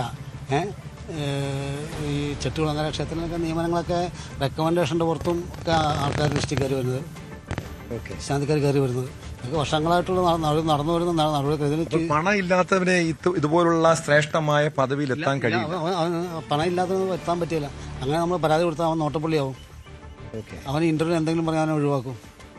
അപ്പോൾ ഇത് സത്യം പറഞ്ഞാൽ ഒരു ഫുൾ എഴുത്ത് പരീക്ഷ ആക്കിയിട്ട് സംസ്കൃതത്തിലുള്ള പ്രാവീണ്യത്തിലും പൂജാ പ്രാവീണ്യത്തിലും എഴുത്ത് പരീക്ഷ ആക്കി ആ എഴുത്ത് പരീക്ഷ പാസ്സാവുന്നവരെ മാത്രമേ ഹൈക്കോടതിയുടെ അനുമതിയോടുകൂടി ഈ അഭിമുഖത്തിന് വിളിക്കാവുള്ളൂ.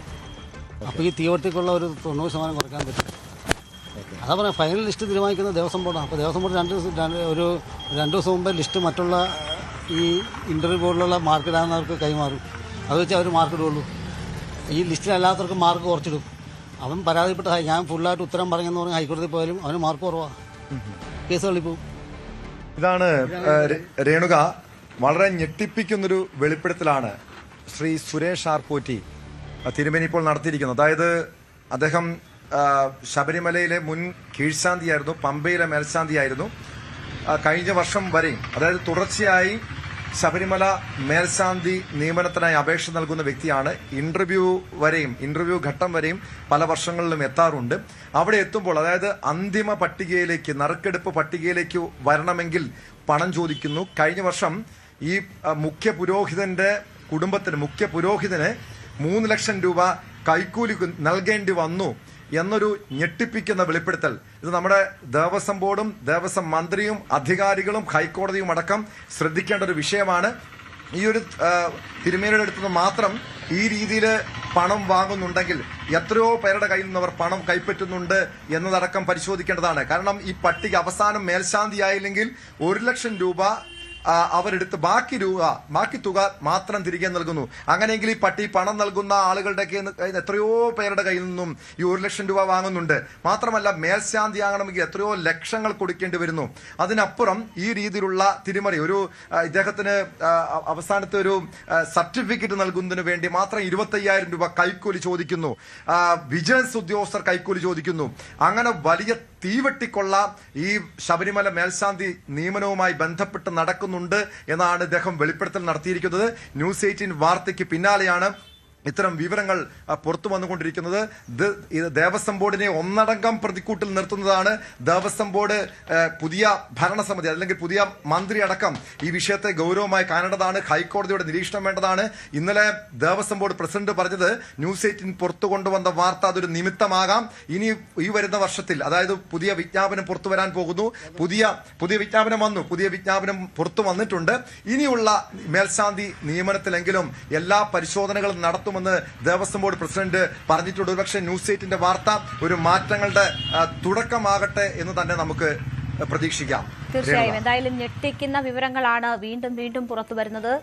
ദേവസ്വം ബോർഡുമായി ബന്ധപ്പെട്ട് ശാന്തിമാരുടെ നിയമനത്തിൽ നടന്ന അഴിമതിയുടെ കാണാപ്പുറങ്ങളാണ് ഇപ്പോൾ ഒരു കീഴ്ശാന്തി ന്യൂസ് 18 വെളിപ്പെടുത്തിയിരിക്കുന്നത്. ടോം കുര്യാക്കോസ് ആണ് വിവരങ്ങൾ നൽകിയത്. ശബരിമല മേൽശാന്തി നിയമന വിവാദത്തിൽ പ്രതികരിച്ച് ദേവസ്വം മന്ത്രി കെ മുരളീധരൻ തെറ്റുപറ്റിയിട്ടുണ്ടെങ്കിൽ തിരുത്തും. ശബരിമലയുമായി ബന്ധപ്പെട്ടുണ്ടായ വിവാദത്തിൽ പരിശോധന നടത്തുമെന്നും മന്ത്രി പറഞ്ഞു. നിയമനത്തിലെ ക്രമക്കേട് പുറത്തുകൊണ്ടുവന്ന ന്യൂസ് 18 വാർത്തയോട് പ്രതികരിക്കുകയായിരുന്നു കെ മുരളീധരൻ. ദേവസ്വം ബോർഡിന്റെ കാര്യങ്ങൾ പരിശോധിച്ച് വേണം പറയാൻ. ഞാനിങ്ങനെ ചാനൽ വാർത്തകൾ മാത്രമേ എനിക്കറിയുള്ളൂ. കാര്യങ്ങൾ പരിശോധിക്കാം. ദേവസ്വം ബോർഡിന്റെ കാര്യങ്ങളിൽ വീഴ്ച പറ്റിയിട്ടുണ്ടെങ്കിൽ ഗവൺമെന്റ് തിരുത്തും. അക്കാര്യത്തിൽ സംശയമൊന്നുമില്ല. മുഖ്യമന്ത്രി വി ഡി സതീശനെതിരെ ആഞ്ഞടിച്ചും രമേശ് ചെന്നിത്തലയെ പ്രശംസിച്ചും വി എം സുധീരൻ. വീര്യം കുറഞ്ഞ മദ്യത്തിന്റെ നികുതിയിലും കരിമണൽ ഖനനത്തിലുമാണ് സതീശനെതിരെ സുധീരന്റെ രൂക്ഷമായ വിമർശനം. മദ്യനികുതി ഇളവിൽ പാർട്ടിയിലും മുന്നണിയിലും ചർച്ച നടത്തിയില്ലെങ്കിൽ വിവാദം ഒഴിവാക്കാമായിരുന്നു. ഓരോ തീരുമാനത്തിനും സുതാര്യത വേണം. പിൻവാതിൽ നടപടികൾ ഒഴിവാക്കണമായിരുന്നുവെന്നും വി എം സുധീരൻ പറഞ്ഞു. LDF കൊണ്ടുവന്ന കാലത്ത് ശക്തമായി അതിനെ വിമർശിച്ച ആളാണ് അന്നത്തെ പ്രതിപക്ഷ നേതാവായിട്ടുള്ള നമ്മുടെ ഇപ്പോഴത്തെ മുഖ്യമന്ത്രി. അന്ന് വിമർശിച്ച കാര്യങ്ങൾ ഉൾക്കൊണ്ടുകൊണ്ട് തന്നെ ഈ കാര്യത്തിൽ ശക്തമായ നടപടി ഗവൺമെൻറ്റാണ് സ്വീകരിക്കേണ്ടത്. അല്ലാണ്ട് ഇടതുപക്ഷം ഈ കാര്യത്തിൽ ആത്മാർത്ഥമായി ചെയ്യും എന്ന് കരുതുന്ന സാഹചര്യം അവരൊരിക്കലും ഉണ്ടാക്കിയിട്ടില്ല. മറിച്ച് UDFിൻ്റെ പ്രഖ്യാപിത നയമാണിത്. ആ നയത്തിനനുസരിച്ച് കാര്യങ്ങൾ മുന്നോട്ട് നീക്കുകയും മതിയാകും എന്ന കാര്യത്തിൽ യാതൊരു സംശയമില്ല. ഈ തീരുമാനം പിൻവലിച്ചിട്ട് ചെയ്യുന്നതായിരുന്നു ഏറ്റവും ഉചിതം. നമ്മുടെ ജനാധിപത്യ ഗവൺമെൻറ്റുകളെ സംബന്ധിച്ചിടത്തോളം എടുക്കുന്ന ഓരോ തീരുമാനവും സ്വീകരിക്കുന്ന ഓരോ നടപടിയും അങ്ങേയറ്റം ഔചിത്യം നിലനിർത്തിക്കൊണ്ട് വേണം മുന്നോട്ട് നീക്കാൻ. സർക്കാരിൻ്റെ വിശ്വാസ്യതയ്ക്ക് മങ്ങലേൽക്കുന്ന ഒരു തീരുമാനം പോലും ഉണ്ടാകാൻ പാടില്ല. കാര്യം കൂടെ പറയട്ടെ, കേരളത്തെ സംബന്ധിച്ചിടത്തോളം ഈ ഗവൺമെൻറ്റിനെ പോലെ ഇത്രയേറെ ജനപിന്തുണ നിലവിൽ വന്ന ഗവൺമെൻറ്റുകൾ വളരെ വിരളമാണ്. അതുകൊണ്ടൊരു മാതൃകാ ഗവൺമെൻറ്റായി ഇത് പ്രവർത്തിക്കുന്നതാണ് ഞങ്ങളെപ്പോലുള്ള ആളുകൾ ആഗ്രഹിക്കുന്നത്. അതുകൊണ്ട് ഓരോ തീരുമാനം സുതാര്യത നിലനിർത്തി നേരെ ചൊവ്വേ കാര്യങ്ങൾ ജനങ്ങൾ തുറന്നു പറഞ്ഞ് ഒരു കാരണവശാലും പിൻവാതിൽ നടപടികളില്ലാതെ ഈ കാര്യങ്ങളൊക്കെ മുന്നോട്ട് നീക്കേണ്ടിയിരുന്നു. അതാണ് ഏറ്റവും ഉചിതമായിട്ടുള്ളത്. ഇനിയെങ്കിലും എനിക്ക് പ്രത്യേകിച്ച് പറയാനുള്ളത്,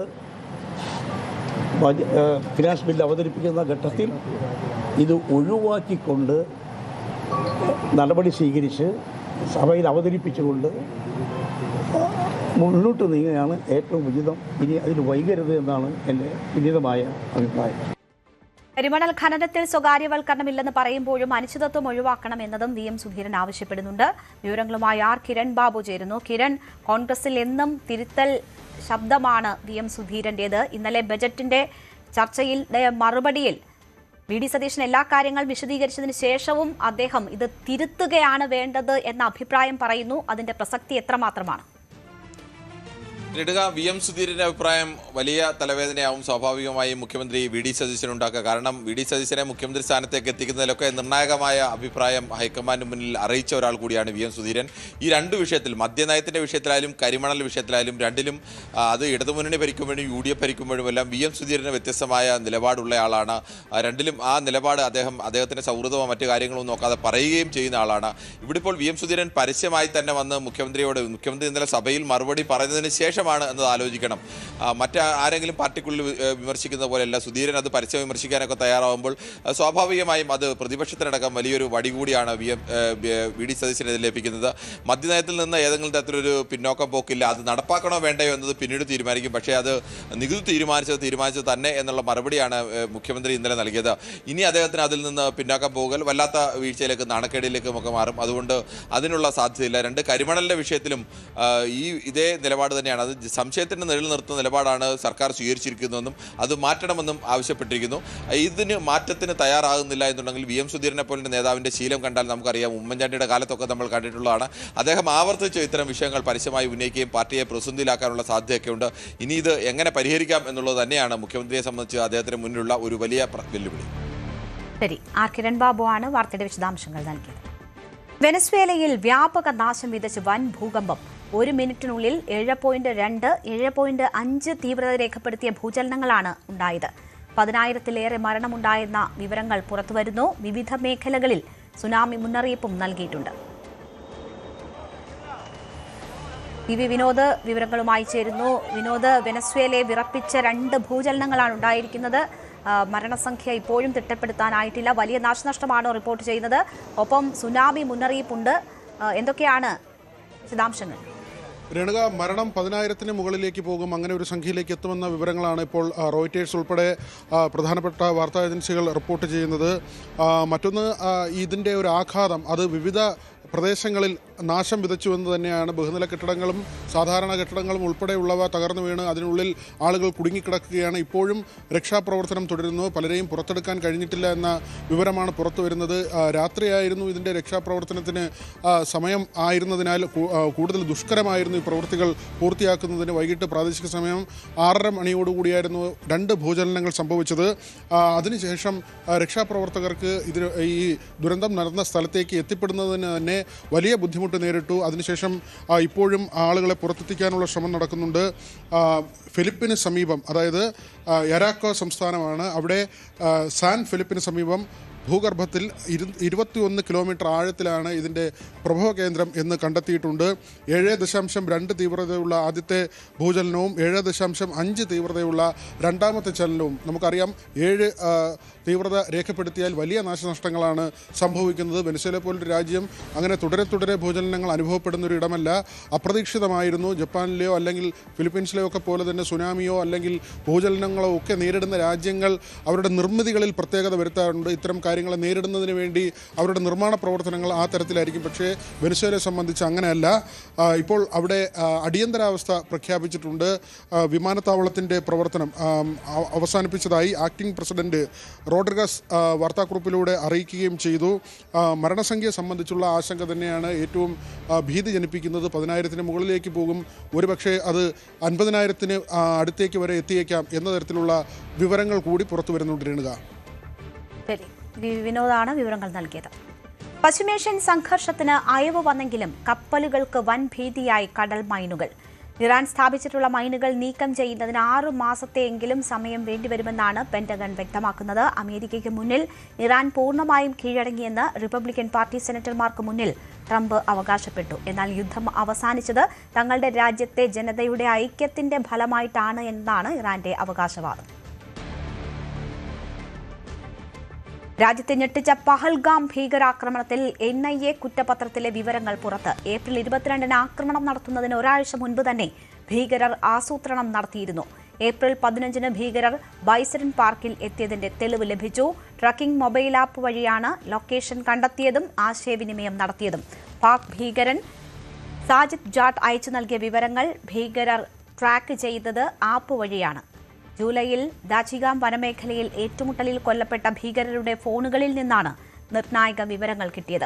മാപ്പുകളുടെ സ്ക്രീൻഷോട്ടുകൾ കണ്ടെടുത്തു.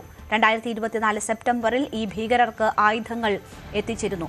ഗോദൽദാര വനമേഖലയിൽ വെച്ച് ഡ്രോൺ വഴി എത്തിച്ച പാക്കറ്റിൽ 20 പിസ്റ്റളുകളും 15 ലക്ഷം രൂപയും ത്രികോണാകൃതിയിലുള്ള ബോംബുകളും ഉണ്ടായിരുന്നതായി ദൃക്സാക്ഷി മൊഴി നൽകി.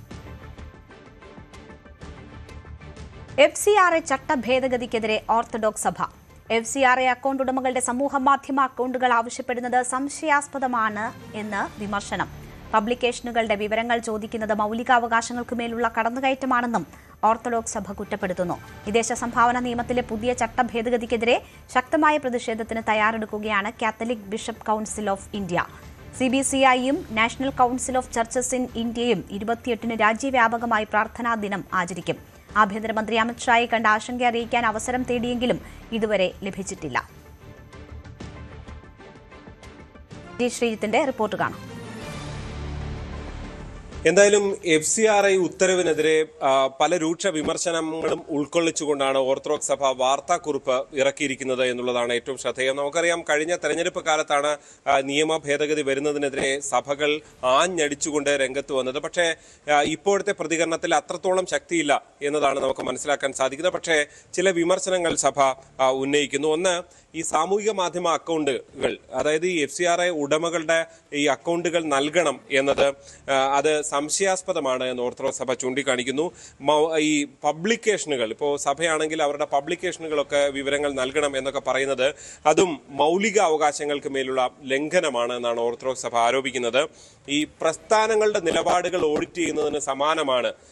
അതായത് ഇതിൻ്റെ അക്കൗണ്ട് പണം എങ്ങനെ നൽകുന്നു എന്നുള്ളതിനപ്പുറത്തേക്ക്, പണം എങ്ങനെ ചെലവഴിക്കുന്നു എന്നുള്ളതിനപ്പുറത്തേക്ക് അവരുടെ നിലപാടുകൾ പരിശോധിക്കുന്നത് ശരിയല്ല എന്നാണ് ഓർത്തഡോക്സ് സഭ പറയുന്നത്. അതേപോലെ തന്നെ സാങ്കേതിക പിഴവുകളൊക്കെ ഉണ്ടായാൽ അതിന് വലിയ തുക പിഴവായി ഈടാക്കുന്നതും അംഗീകരിക്കാൻ ഇത്തരം പ്രസ്ഥാനങ്ങളെ തളർത്തുന്നതിന് തുല്യമാണ്. ഫലത്തിൽ ഇത്തരം പ്രസ്ഥാനങ്ങൾക്ക് ഒരു കൂച്ചുവിലം കിടക്കുന്നതിന് സമാനമാണ് ഈ ഒരു ഉത്തരവ് എന്നാണ് പറയുന്നത്. ശ്രീജിത്തിന്റെ റിപ്പോർട്ടാണ് കണ്ടത്. കൂടുതൽ വാർത്തകൾക്ക് News 18 Keralam YouTube channel subscribe ചെയ്യുക.